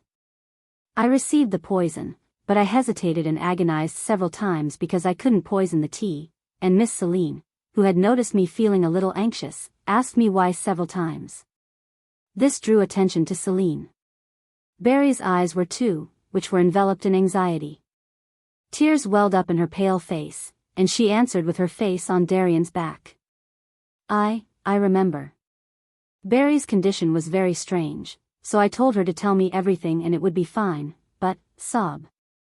Celine's tears seeped into her light indoor shirt, and Darian stiffened. The answer was not yet complete, so Celine squeezed out her tears for a long time and then opened her mouth again. I'm sorry. I remember that time all of a sudden. I was so sorry about Barry. Anyway, then I advised Barry to choose the way to be happy. So I said I would forgive her for making any decision. I didn't know exactly, but I thought she was worried about something bad. So, that's why Barry put it in my tea. She might not be wrong. I encouraged her. Sob. Celine, who was feeling intense again, wrung out her tears. The rumor that there would be a real culprit turned around and everyone in the hall was convinced without a doubt and sympathized with Celine's grief. Only Annie and Jessica, who all remembered the situation, cocked their heads. And then, who the hell is the real culprit? The overcast voice of the Count rang in the hall. There was no need to hear the answer. There was one person everyone suspected. She was a very reasonable person. In a flash, everyone's eyes fell on Alicia. This is slander. I'm not the real culprit, exclaimed Alicia, whose face turned white. Lyra, who grabbed her arm, also sympathized with her and complained of injustice. Right. Alicia's innocent. Alicia can't do that, can she? Barry. How could you do this? It was the first time for Lyra to speak so loudly that the crowd looked very embarrassed. In it, Celine alone smiled contentedly. You're crawling into hell, aren't you? Isn't it very strange? How can she assert that Alicia is innocent? Darian also seemed to find it strange, so he asked Lyra, how do you know she's not the culprit? Do you happen to know any other real criminal? Well, that's not it, but, you know Alicia's good personality. Alicia is never the kind of person. Darian sighed at the groundless argument. The Count also asked Alicia for the truth, ignoring Lyra, who exclaimed that she was innocent, whether he thought the claim was worthless. Alicia, I don't want to think you did it, but you'll have to offer a convincing explanation because it was done by your maid. How could she explain when she was accused of being a real culprit by a poisoned criminal? It was also claimed by the accomplice herself. There was no one to overcome the slander. Alicia made no excuse when asked to prove something that no one could prove. She just had a pale face and said, "Not me, not at all." She repeated the words like a parrot. Lyra, who was the only one who could save her, also failed to come up with a plan, and said, "Alicia's not the woman to do so." For Celine, it was a golden opportunity to drive the two into the abyss of hell. Really? Alicia really gave Barry that order? Huh? Barry, speak it out. Don't you know? I can't believe it. Celine, who had not missed the opportunity, asked in tears, as if she could not believe it, or did not want to. It was an act that had come to mind dozens of times just for this moment in a long time. It was a tearful act that someone had introduced in the past to bring her down to the pit. Back then, there had been many viewers around her, just like now. But the prima donna's role in acting had changed. It would be her who wept but laugh in the future, and Lyra would fumble in hell, and would slowly die. Barry, too, was willing to throw herself into her play without missing a chance. Right, miss. In the first place, I went into being your maid according to Alicia's instruction. It was all Alicia's order. You bitch. You're lying. Alicia, who couldn't beat her anger even before she was finished, jumped at her. It was her outburst that had no place to run away anymore. Alicia, who ran to Barry in an instant, grabbed her hair and shook it roughly. The hall was filled with Barry's screams. Ah! Alicia! Ouch! Do you think you can survive with such a lie? Alicia? Alicia! Lyra, who was next to Alicia, ran out after losing her temper, fell on the floor and shouted her name. Then, she shuddered and shouted only her name, startled by the terrible sight she had never seen before.